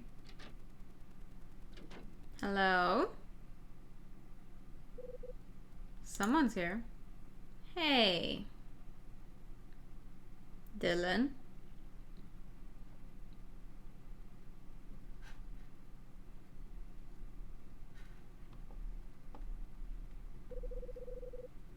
The man calls out without turning around. I said you, Mr. Hyde. What if it hadn't been me, dude? Dylan. I thought it'd be you. Looks like I need to add clairvoyance to the list of what a handyman can do. I just figured there's only one person around here who'd sneak in here like that. Guess I was right too. Yeah, you got me. You took a look around up on the 4th yesterday, right, Mr. Hyde? Yeah, I did a bit of snooping. I noticed the door for 404 was unlocked, so I went inside. You went into 404, huh? I wonder who the culprit is. The what? The culprit for what? For causing a ruckus up here. Thanks to whoever it was, Mr. White from Theo 6 complained about it to me. Oh yeah. Because of that, Miss Peters ordered me to find the cause of the noises. As if I don't have enough to do.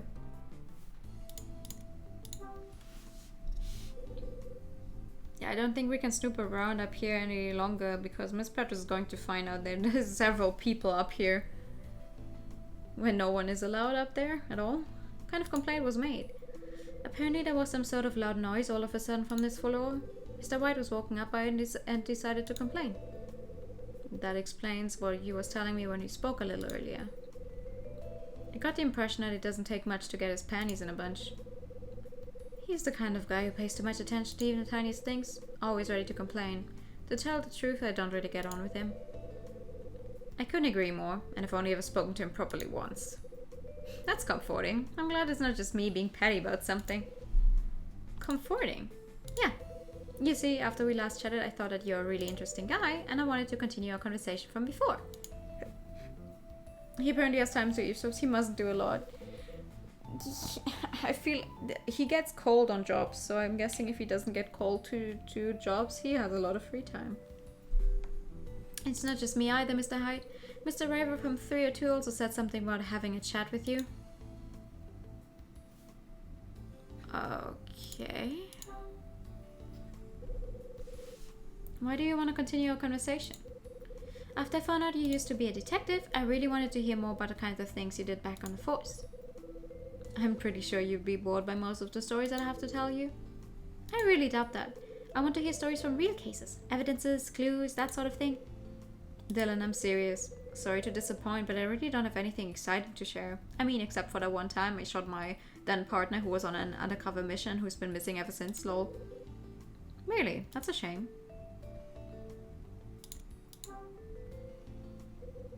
Why does Frank want to talk to me?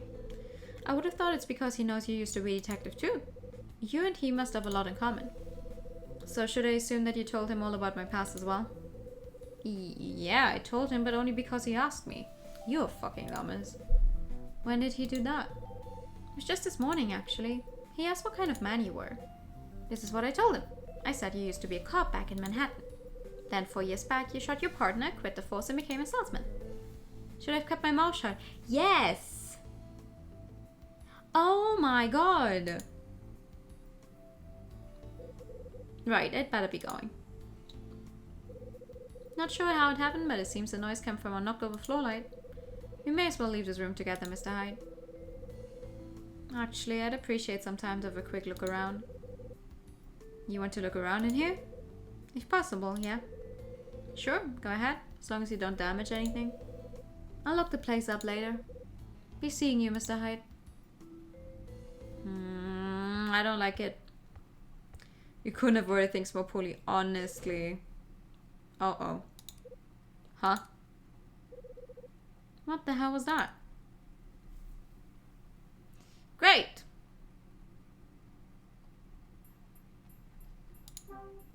And we put all of our stuff back. You know, we would have had a doorknob, but no. We put everything back in our box because we're stupid. Damn, the doorknob's come off. Now what am I gonna do? Cry.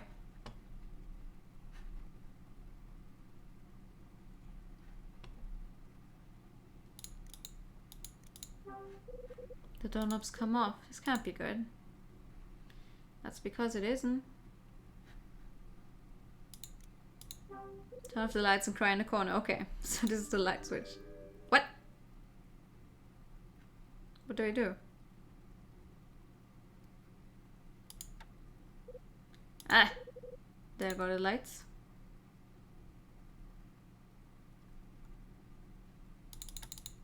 Oh, maybe if I just flick them real quickly and back on you go. Maybe I flick them on and off. Maybe.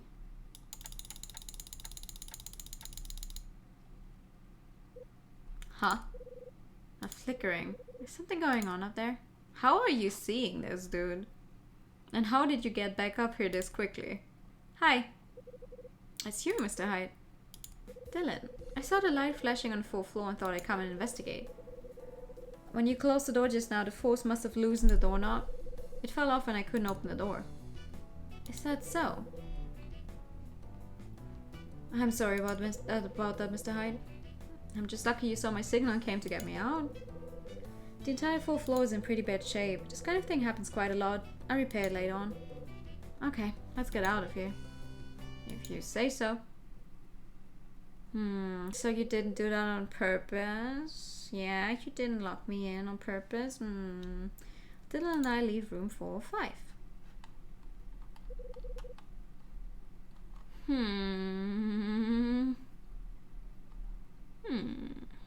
I'm going to lock the door. Go ahead. Right, I'm going back to my room now. Okay. Bye-bye.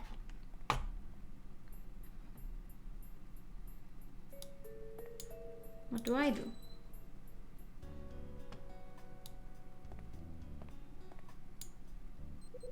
It's my pager. Oh. But back to my room. Okay. We didn't even investigate anything in there. It was just, oh. Lol, the doorknob is gone. We called for help, we get out of there. We didn't even investigate anything. Huh? Somebody standing in the hallway. A fashion disaster standing in the hallway.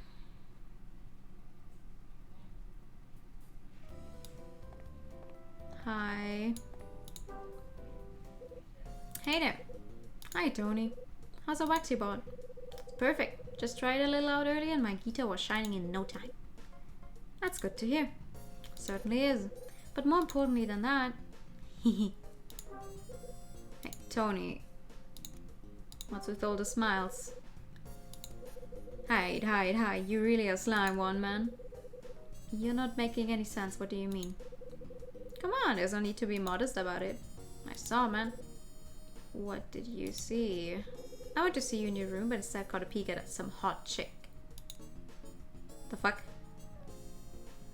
Huh? What she look like? Well, she had long blonde hair. Anything else? Yeah, she was smoking. I mean, she was petite and slender. Long blonde hair, petite and slender, isn't that just Mila? Got any ideas? I've got plenty of ideas, but... Remembered then, have you? When did you see her? I don't know, about 30 minutes ago. She was just hanging around outside your room. Did you speak to her? Well, I wanted to, but as soon as I opened my mouth, she ran off. Sorry, but I forgot to split this somewhere I need to be. But he would know, Mila. Tony says his piece and leaves. He has met Mila, so he would have been able to tell that it's Mila if it's her. No? Should be Carl's mom. I don't think Carl's mom has long hair though. Huh? There's a note in my door.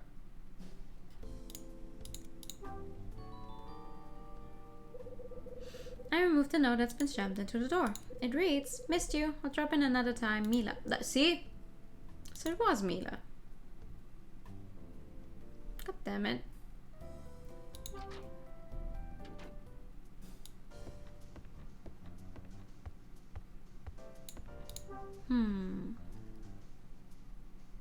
That's unfortunate timing. Also, answer machine is lit. Time to give Rachel a call. No! The light's lit on my answer phone. I like that the game doesn't bother with us having to remove the other tape, apparently. I hear a man's voice on a tape. It sounds familiar somehow. You must deliver the Scarlet Star to whoever responsible for Kathy McGrath's death. I know that voice. For information on the reward, check on the table B in Lucky's Cafe at 7 PM today. That is specific. Deliver the Scarlet Star to whoever is responsible for Kathy's death. Regarding the reward, be in Lucky's Cafe at 7 and look beneath table B. What the hell is this? Some sort of joke? It's my pager again. Yeah, hold your horses, Rachel. Sorry, Rachel. Everyone wants me. Red Crown, how may I help you? It's me. I've been wanting to talk to you. I'll pass you over. Rachel, before you pass me over, I need to ask you about something. What is it? I just heard that Mila came to my room while I was out. She left me a note saying she'd try again later. Really? She was there? She must have gone straight to your place after arriving in IA. I'm supposed to be meeting her shortly. That's good. Could you let her know I got the note? Sure thing, sweetie. Okay, I'm passing you over to Ad now. I've got some info for you, Hyde. It's about the reopening of your father's case. I managed to get some time with a friend of the mayor's and we had a chat. Did they say why they choose now of all times to reopen the case? The LAPD are eager to put the decisiveness of candidate Hughes back to the test and to begin a huge crackdown on a certain organized crime syndicate. As a grand opening to this campaign, they decided that one of the most infamous unsolved cases in recent history would be apt. As it turns out, one of the most prominent ones on the list happened to be your dad's. Ed, are you trying to tell me that the organized crime syndicate they're after is... You got it, Hyde, it's Nile. They've had their eyes on our group since they went out Hotel Dusk a year ago. This is crazy. They seriously think my dad's death is connected in some way to Nile? Trust me, I was shocked too when I heard. When I found your dad's body in our parking lot 25 years ago, we discovered that he'd been killed elsewhere roughly 2 days before, then moved. There were no witnesses and no obvious signs leading to the murderer. We were stuck. We searched the suitcase we found at the scene and officially identified him. It was Chris Hyde. My superior at the time was keen to put this case to rest and told me to tie things up. This is what he said to me. He said that a small-time case like this wasn't worth your time and effort. I can't believe that it may have some sort of a connection to Niall. In fact, that connection has only just become apparent to me. Was your superior a huge spec?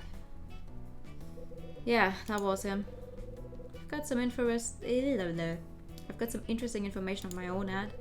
I found out who the recipient for the lost item on that order sheet is. Yeah? Well, who's the lucky guy?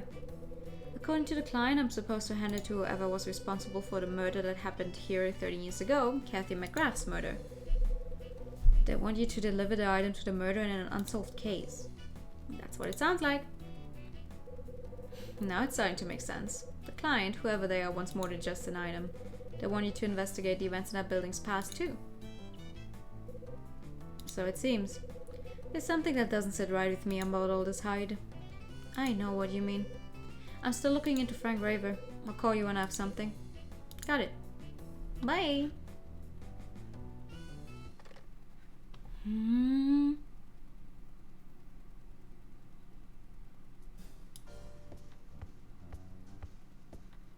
That's weird. My buzzer suddenly sounds. Who's that? Who is it? Knock, knock, knock. Who wants to talk? Oh, you. I still have your tape. You were the last person I expected to see. What do you want? I just wanted you to return my tape. Tony informed me that's in your possession. Hand it over. He's got a point. I did get it from Tony yesterday. Sure. Here you go.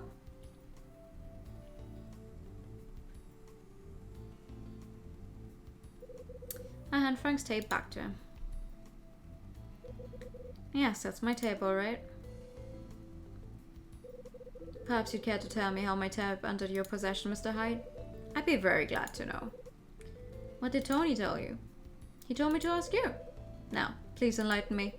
Why did you have my tape? I found it. Where, exactly? In the laundry. Was it together with my tape recorder? No, I came across the tape after I returned your tape recorder to you. And that's your story, is it? What makes you think I'd have any reason to lie to you about something like that? Think about it, what would I have to gain? Mr. Hyde, when Tony summoned me to the 4th floor yesterday, he said he had some business. Except, when I arrived at the designated spot, it wasn't Tony I met, but you. Tony decided not to make an appearance. Then today he came to my room and asked me to forget all about the day before. He also told me that you had my tape and then left. I can't claim to understand what a man is thinking, Mr. Hyde. Well, you get no answers from me. I can barely work him out either. If you really want to try and find out, you're gonna have to ask him. Not much we can agree on. Anyway, I think we've concluded our business. Hold on, Mr. Raver. I have something I want to ask you. Do you know? You're not going to be happy about this, but I listened to your tape. You did what? Yeah, I listened, and what I heard surprised me. It seems you're still trying to solve the murder that happened here 30 years ago. I'd like to know why you're so interested in our case, Mr. Raver. You really want to know? Well, tough. It has nothing to do with you. Maybe not, but I'm still curious. There's more to this case than I originally thought. More, you say? It seems you haven't been able to rid yourself of your acute detective senses. Normal people would just accept that it has nothing to do with them and move on. Says the retired LAPD cop who's still investigating a murder that happened 30 years ago. But a detective views things differently, and once he gets the scent, he has to act. I saw the change in your eyes when you heard. This sense is more a curse than a blessing. It's as you say, Mr. Raver. I'm forced to ask these questions. I understand. Nevertheless, I'll tell you straight. Stop pursuing me in my investigations and cease trying to go after those connected to this crime. Who is connected to this crime?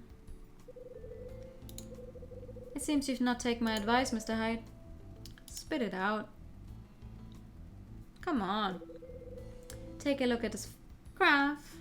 Look at this graph. It's a picture of a funeral. Yes, the funeral of one of the people who found Caddy McGrath's body. Oh, I received the funeral photo. If you look really carefully, there's someone in the picture I'm sure you recognize. Mr. Hyde, I'm forced to stop you interfering any further. Therefore, I'd appreciate it if you could avoid hindering me. Do not obstruct my investigations any further. And stay away from the people you see in this picture. Damn, bro. Okay, I'll take a long, hard look at the picture. Just one more thing I need to ask you, Mr. Raver. And that is, what can you tell me about Condor? You mean to say you don't know what Condor is? I wouldn't be asking if I did. I shall repeat what I just said. Leave my investigations alone. That's all I have to say. Bruh. Frank leaves the room. Well, I don't like that guy. Funeral photo.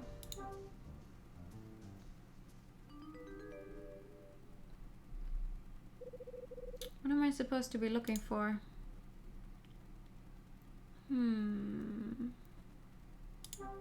I mean, there's Marie. I mean, that makes sense.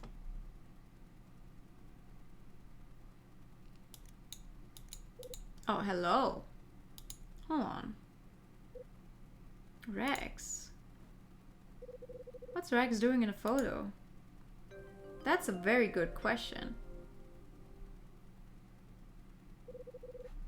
Marie Rivet is in a picture, and not just her, Rex Foster's there too. What possible connection could the two of them have had 30 years ago? Unless he was also already on the case 30 years ago when her brother died. Right? But he wouldn't be at the funeral. Right? Eh? I slum myself onto my ancient sofa and drift off into my thoughts. An unsolved case? What do I hope to reveal by looking into such an old case? 7 o'clock already. I better make a move. Wouldn't want to miss my chance for some more info. Sure. Sure. Huh? Oh? The door of room 203 is open. I can hear somebody's voice from inside. I know that voice. The dress looked good on you. I had a great time yesterday. After the voice stops, somebody leaves the room. I'll see you soon. I'll wait at the same shop as before. What?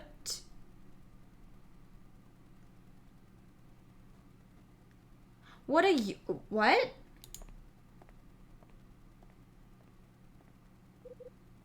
Hey, Betty. New access stopped working. I mean, what? Hello? What are you doing? Betty. Oh, hello, Mr. Hyde. Have you got a moment? What can I do for you? I'm a little curious about the guy who left your room just now. Oh, you saw it, did you? Yeah. His name's Rex. I know.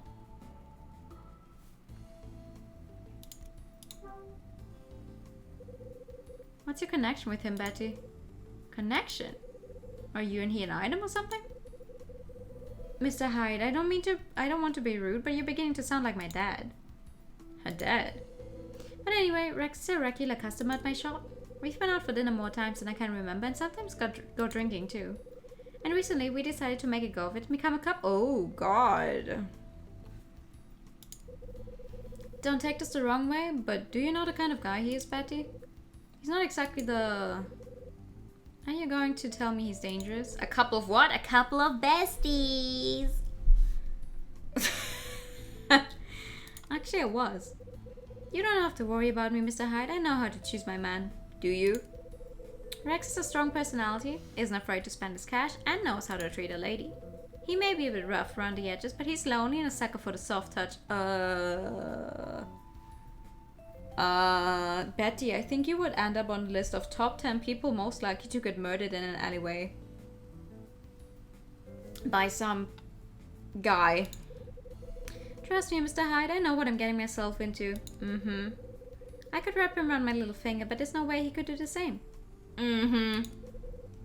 That's comforting. What does that mean? Lonely and a sucker for the soft touch, eh? Doesn't that describe you, Betty? I'm going back to my room. Betty finishes talking and does just that.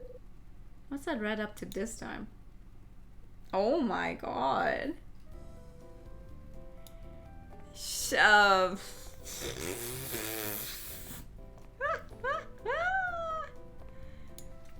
But if he's a regular at her shop and they've gone out before, he must have been doing that for quite a while before the start of this game then.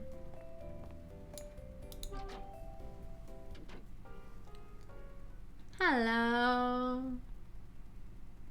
Hi, Claire. Time for me to check out table B. Which one is table B? Do we just go A, B? So second? This one? Or this one? Ah, this one I can check out. Aha! Gimme. There's something stuck under the table. What could this be? It looks like some sort of letter. I take the reward letter from underneath the table. Must have been written on an old-fashioned typewriter. It reads, the reward for finding the item is the truth of 25 years ago. You find part of the truth included here. The truth of 25 years ago. There's something else here. It looks like an extract from an old newspaper. The extract is from 1955 and reads, on December 17th, early in the morning, a body was discovered in a downtown parking lot near the city hall. The victim appears to have been shot. After initial forensic checks, it was determined that the victim, a man in his 30s, bled to death after receiving a gunshot wound to the chest. The police believe that he was murdered elsewhere roughly 2 days before, and that he was moved to a parking lot soon after being murdered. My god, this is about my dad. Is this really part of the truth of 25 years ago? So the send of this letter is trying to say that if I locate the Scarlet Star, I'll also be able to close the case surrounding my dad's death. Huh. Staring at the page, I notice that the T's are higher than the other letters. I wonder if this is the same as the original order sheet I received. I thought so. The T's are higher here as well. That pretty much confirms that these two letters were typed on the same typewriter. Who could have written them? Someone's dangling the truth of 25 years ago in front of my face. Who would do that? Most likely it's whoever sat in the seat today. Maybe Claire can shed some light on who that was. Hey! Claire, can I ask you something? Sure, what is it? Did anyone sit at that table today? Yeah, there was someone. Who was it? Let me think. Is it coming back to you? Oh, right! I remember both Charles and Dylan sitting there. I don't think it's Charles. Charles isn't old enough. There might have been other customers who sat there too, but I can't remember, sorry. I see. But tell me, Mr. Hyde, why are you so interested? No reason, just curious. Okay, if you say so. Claire finishes talking and moves away from me. Might be wise to have a chat with the both of them.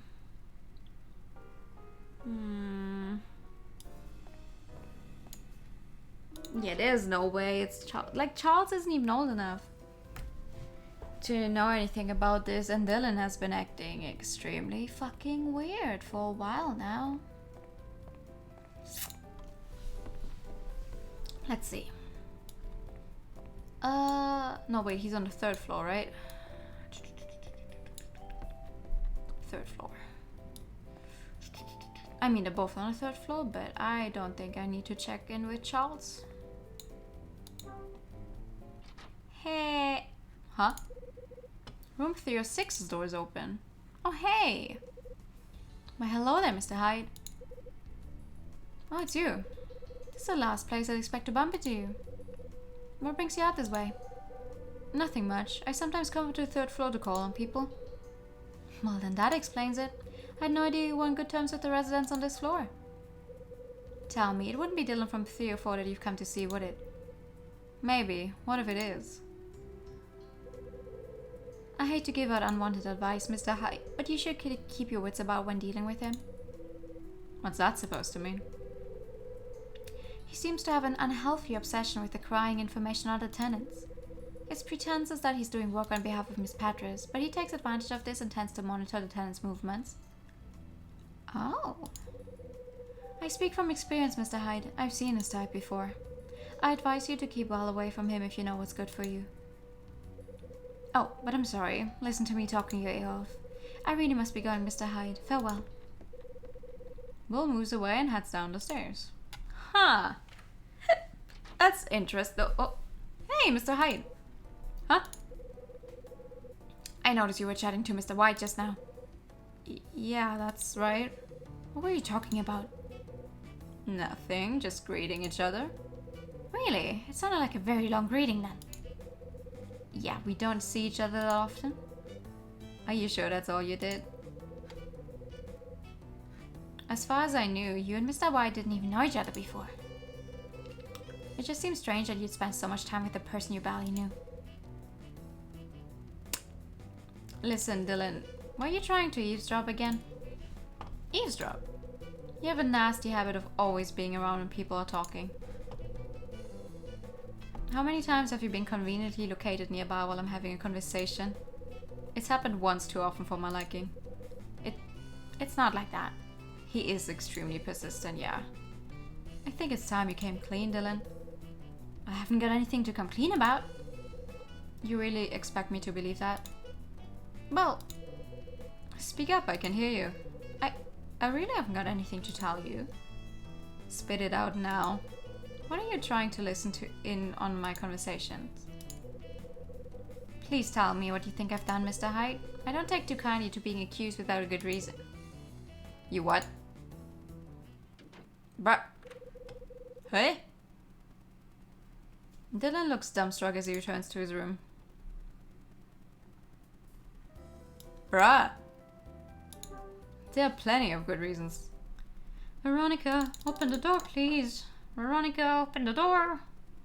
Dylan, can we talk, please? I think you're hiding something. Who is it? I can hear Dylan's voice ring out from within the room. It's me, Kyle Hyde.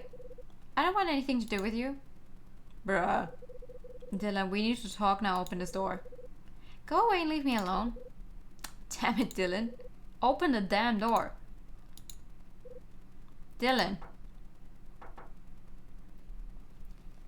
Veronica, open the door, please. Veronica, open the door.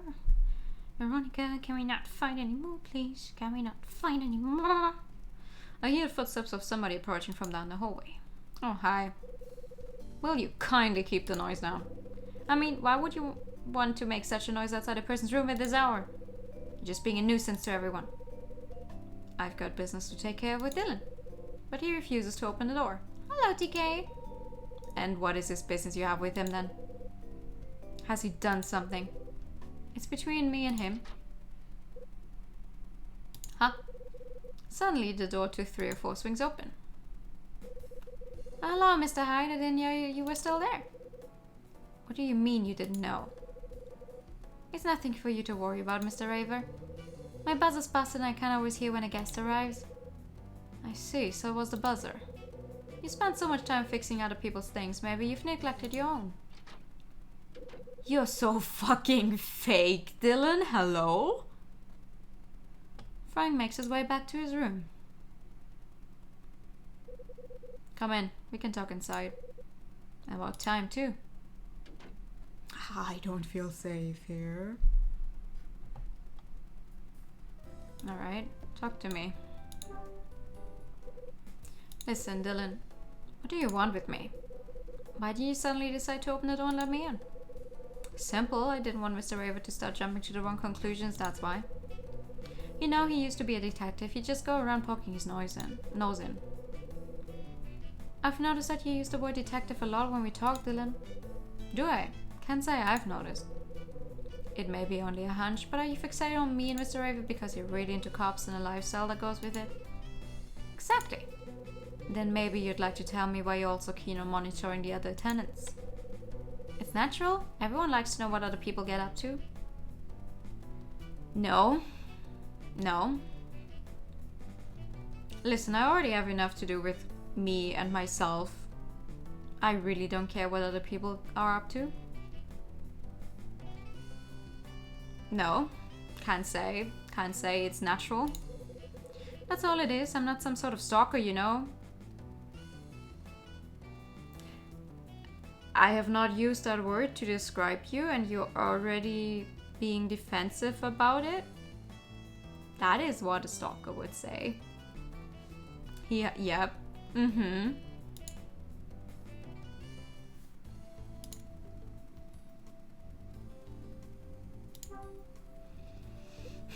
Dylan, you went to Lucky's Cafe today, right?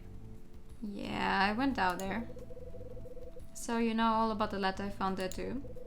Letter? What letter? The one that was attached to the underside of table B. Alright, that letter. That letter, so he does know about it. Just as I suspected. Tell me everything you know about that letter. I don't know anything about it. Don't lie to me. You put it there, didn't you? You think I put it there? You bet your ass I do. What's so funny? Listen to yourself and your stories. My stories? Yeah, they're amusing. So, what did the envelope have inside it? Was some sort of clue to something? Dylan. Come on, Mr. Hyde, what did it have inside? You can tell me, I can keep a secret. You definitely cannot. Come on. Are you fucking stupid? Please, Mr. Hyde. Can you just give me a hint? You can tell me something about what you found, can't you? Give it a rest, Dylan. I've just about had it with you. We're through talking. Huh? What did I do? I must have made a mistake. I'm sorry I gave you the wrong impression. Didn't mean to get you excited over nothing. I'll catch you later, Dylan. It's just like how the others act. They treat me like I'm some sort of idiot. They think I don't know anything. Dylan. They're wrong, Mr. Hyde. I know lots of things. Such as? Like I knew there was a letter stuck under the table. Uh-huh. So you do know something. Who left it there? Tell me. Sorry, even I don't know that. Shame. If you knew that, maybe you could have talked some more. Mr. Hyde, why are you so keen on finding out about that letter anyway? Forget it, Dylan. We've got no more to discuss. The letter may not have a sender, but I know it didn't come from you. Overvoice for 2 minutes. Okay. Huh? The letter didn't have a sender. Mr. Hyde, are you telling me that you received an unmarked letter too? What are you trying to say? I'm trying to say, did you receive a threatening letter as well? He knows something, I'm sure of it. Ha ha ha. The normal overvoice though. Who's being threatened? Who's being threatened? Maybe you should just forget I said anything. Too late for that, Dylan. Is somebody in this apartment being threatened? Damn, I didn't want to tell anybody. Who is it? I can't say. Tell me. It's her. Miss Petrus. She's being threatened. Yeah, that's right. Why would somebody want to threaten her? I haven't got a clue, but I can tell you for a fact somebody is doing just that. There I go again, running my mouth off. Now what am I going to do? I really didn't want to tell anyone about the threat. I'm begging you, Mr. Hyde, please don't breathe a word of this to anyone. You literally just said you're good at keeping secrets, yet you snapped under the littlest pressure I put on you just by going, oh, I guess I'll just leave. Idiot. How did you know about the threat to Mags? I came across it one day. Came across it how? I got to Mrs. Petrus's room to fix something, and there was a phone call. I can tell you that the phone call in question was definitely threatening. It only lasted a short time before cutting off too. Mrs. Petrus's face turned pale and her hands began to shake. From that point on, I made it my job to look over her. It was also from that time that unmarked letters and packages began to arrive. Not long after that phone call, Miss Petrus had made her decision to sell this place. So does Max even know that you were there to witness a threat? Has she mentioned it at all? I don't think she registered that I was there. I just kept quiet as a mouse. Hey. Did you think it'd be bad for you if she knew? Of course I did. If she knew that I'd overheard that phone call, she'd certainly stop asking me to perform all those little maintenance jobs around here. Not only that, I'm sure she'd have made me leave way before we all vacated. She's that kind of person. I know plenty of her secrets, Mr. Hyde. I'm not just talking about the threat. Bro, you have problems. You have problems? What kind of things do you know? Stuff about the past. I could tell you things, Mr. Hyde. Things about Miss Patris's past. That enlightened me. Everyone has a past, alright, but hers is more interesting than most. Oh my god! I know you don't exactly trust me, Mr. Hyde, but I can assure you I did not send you any unmarked letters. I want you to believe me. I'm not the sort of person who goes around threatening others.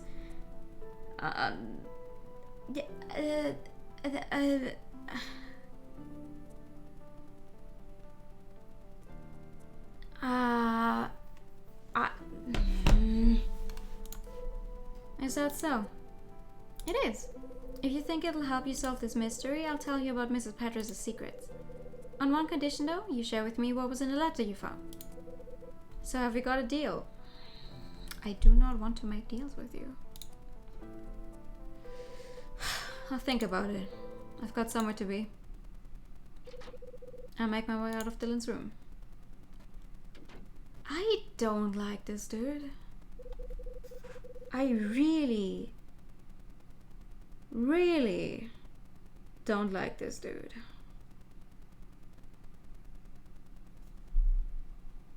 Why did Dylan have to go and set me off with all the talk of secrets and stuff? And Max, could she be connected in some way? Thank you for the pad. Connected to the incident that happened all those years ago. I mean, she's definitely connected. They owned this place, right? I think it's time I gathered my thoughts about all that's happened. Oh, okay. Good. Okay, this is good. Because I've been going like, oh god, I'm going way over time, but this is good. We finished the chapter. December 22nd, Ed woke me up with a phone call in the morning. He said he was willing to take me back to work for Red Crown, but on one condition. What did he want me to do? Sell 2 items to 2 tenants. Right, that's what he said. Thank you for the pad. He told me to sell items to 2 people in this building, then get him on the phone. Once I completed his task, I called him to let me know. I called to let him know. I also took the opportunity to discuss the mysterious order sheet I'd received. Ed eventually agreed to let me pursue the order and try to locate the Starlit Star. He went on to tell me the reason why the police had reopened my dad's case. He said the case had been reopened due to a connection with a crime syndicate called Nile. Right, it was called Nile. Nile was the crime syndicate Bradley was investigating undercover 4 years ago. Exactly how the syndicate was connected to my dad's death was something that neither I nor Ed could imagine. When Frank came to collect the cassette tape I got from Tony, I asked him why he was so keen on investigating what happened 13 years ago. Instead of answering, he gave me a picture and said to stay away from the people in it. I recognized 2 people in the photo. One was Marie and the other one was Rex Foster. Right. It was a picture showing a scene at a funeral. There was a much younger Rex among the other attendees. It seems that Rex knew about Marie 30 years ago. And that's one of the things I intend to investigate from now on. On a message left on my answer machine, the recipient of the item was revealed. For information on the reward, I was told to look under table B in Lucky's Cafe. When I did so, I found that somebody had attached an envelope under the table. In addition to the letter that explained what the reward was, there was something else. The other item was an old newspaper extract. Right, there was an extract from an old newspaper inside the envelope. It contained the story surrounding the case where my dad was killed. The letter said that the reward for finding the item was the truth of 25 years ago. This was an offer that certainly got me thinking. When I reread the letter, I noticed something unusual about the typography. I applied some pressure to Dylan when asking him about the unmarked letter. He said he didn't know anything about it. He went on to say that there was somebody in the building who'd received the threat. The person who received the threat was Max. Right. Dylan told me that someone had issued a threat towards Max. Dylan also said that in exchange for information on the unmarked letter, he would share some more of the secrets he knew about Mrs. Petrus. I wasn't ready to commit to anything at that moment, so I left. Now there are even more mysteries surfacing in this building. I have to deliver the missing item to whoever's responsible for Kathy McGrath's murder. The reward for finding it is a truth of 25 years ago. I can't stop wondering what the sender of that order sheet really wants. What am I gonna find out by unraveling this mystery? Who in this apartment had a part to play in the events that happened in the past? What little I managed to put together in my head's come apart. I have to start again and try to uncover the whole truth behind what happened 25 years ago.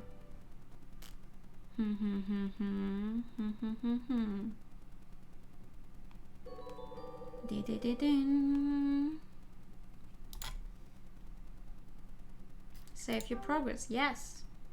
Please.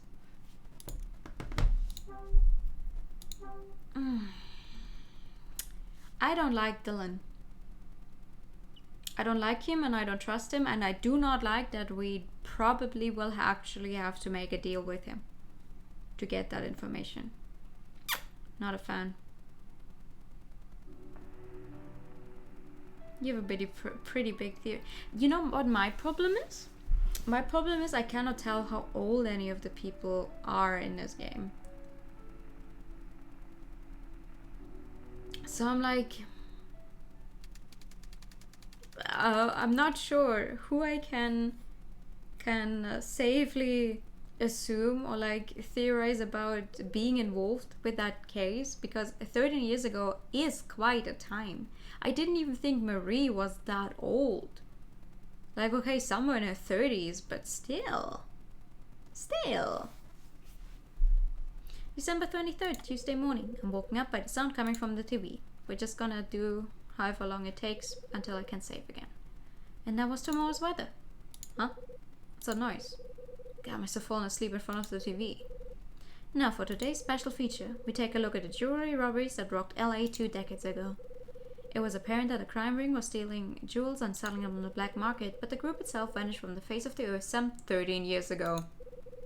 The LAPD are investigating the current spate of jewelry robbers in the area and considering the possibility that they may be connected to these past robberies. This is Robert Harrison for 5 News signing off. Alright.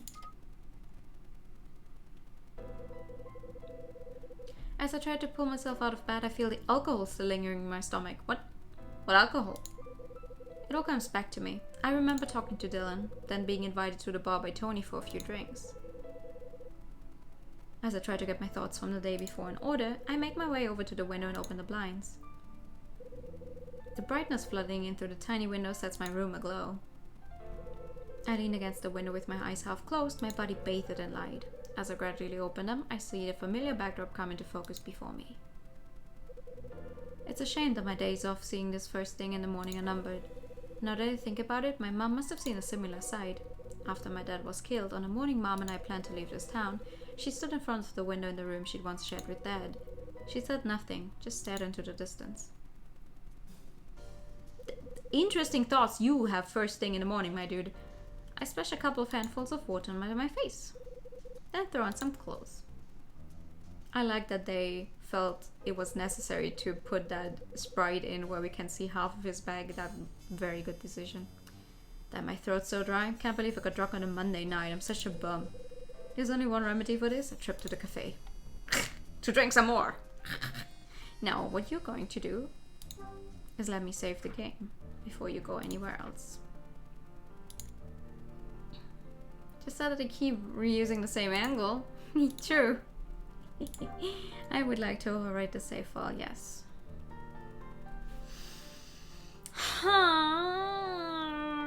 I wish I could continue playing. Holy fuck. I think if I had this game back when it came out, like as a teenager or something, I would have probably tried to play it all in one day. Or 2 days, like take one weekend, just fucking go through with it. I feel like it's possible. Maybe it has I think it has 10 chapters or something. You would have beat this in 2 days, right? Just fucking go ham. Okay, but that's going to be the end of it. Save state. Thank you for a nice yawn. Thank you. Yeah, well, that works. Good to know. Good to know that still works. Oh my god. Thank you so much for coming tonight. Listen, if we keep going at this speed, I feel like we could maybe get through the game in like 2 more streams. You know, on Wednesday and the next Sunday, maybe. Unless the chapters are going to be longer suddenly. We'll see about it. But it's fun. I definitely like it. I'm interested in seeing what the truth is going to be. But for now, this is where we stop. A quick withering through this. Yeah! It's nice. Thank you guys so much for coming. I'll post the schedule in a bit. Though the schedule... Suddenly playing an entire in-game year. Schedule is going to be the same as this week though. Like, I mean, more of this game, more of Mirudu, more of Nier. So, I'll see you all soon. Let me celebrate for our favorite cat, who's trying to finish The Witness today. And we've seen a lot of The Witness because for some reason I always rate when Lyri is playing The Witness recently. So that's where we're going to be going. Oh my god, my mouse is not working anymore. This is fine. Let me just quickly... That is not... Nope. Wrong song. Here we go. She's always doing that on Sundays. Yeah. Sunday is the only time I really manage to catch her streams timing-wise. So, let's say hello. For now, it's going to be a good night from me though. I'll see you all next week. Have a good rest of a Sunday, or whatever time zone you're in. Good night. And bye-bye.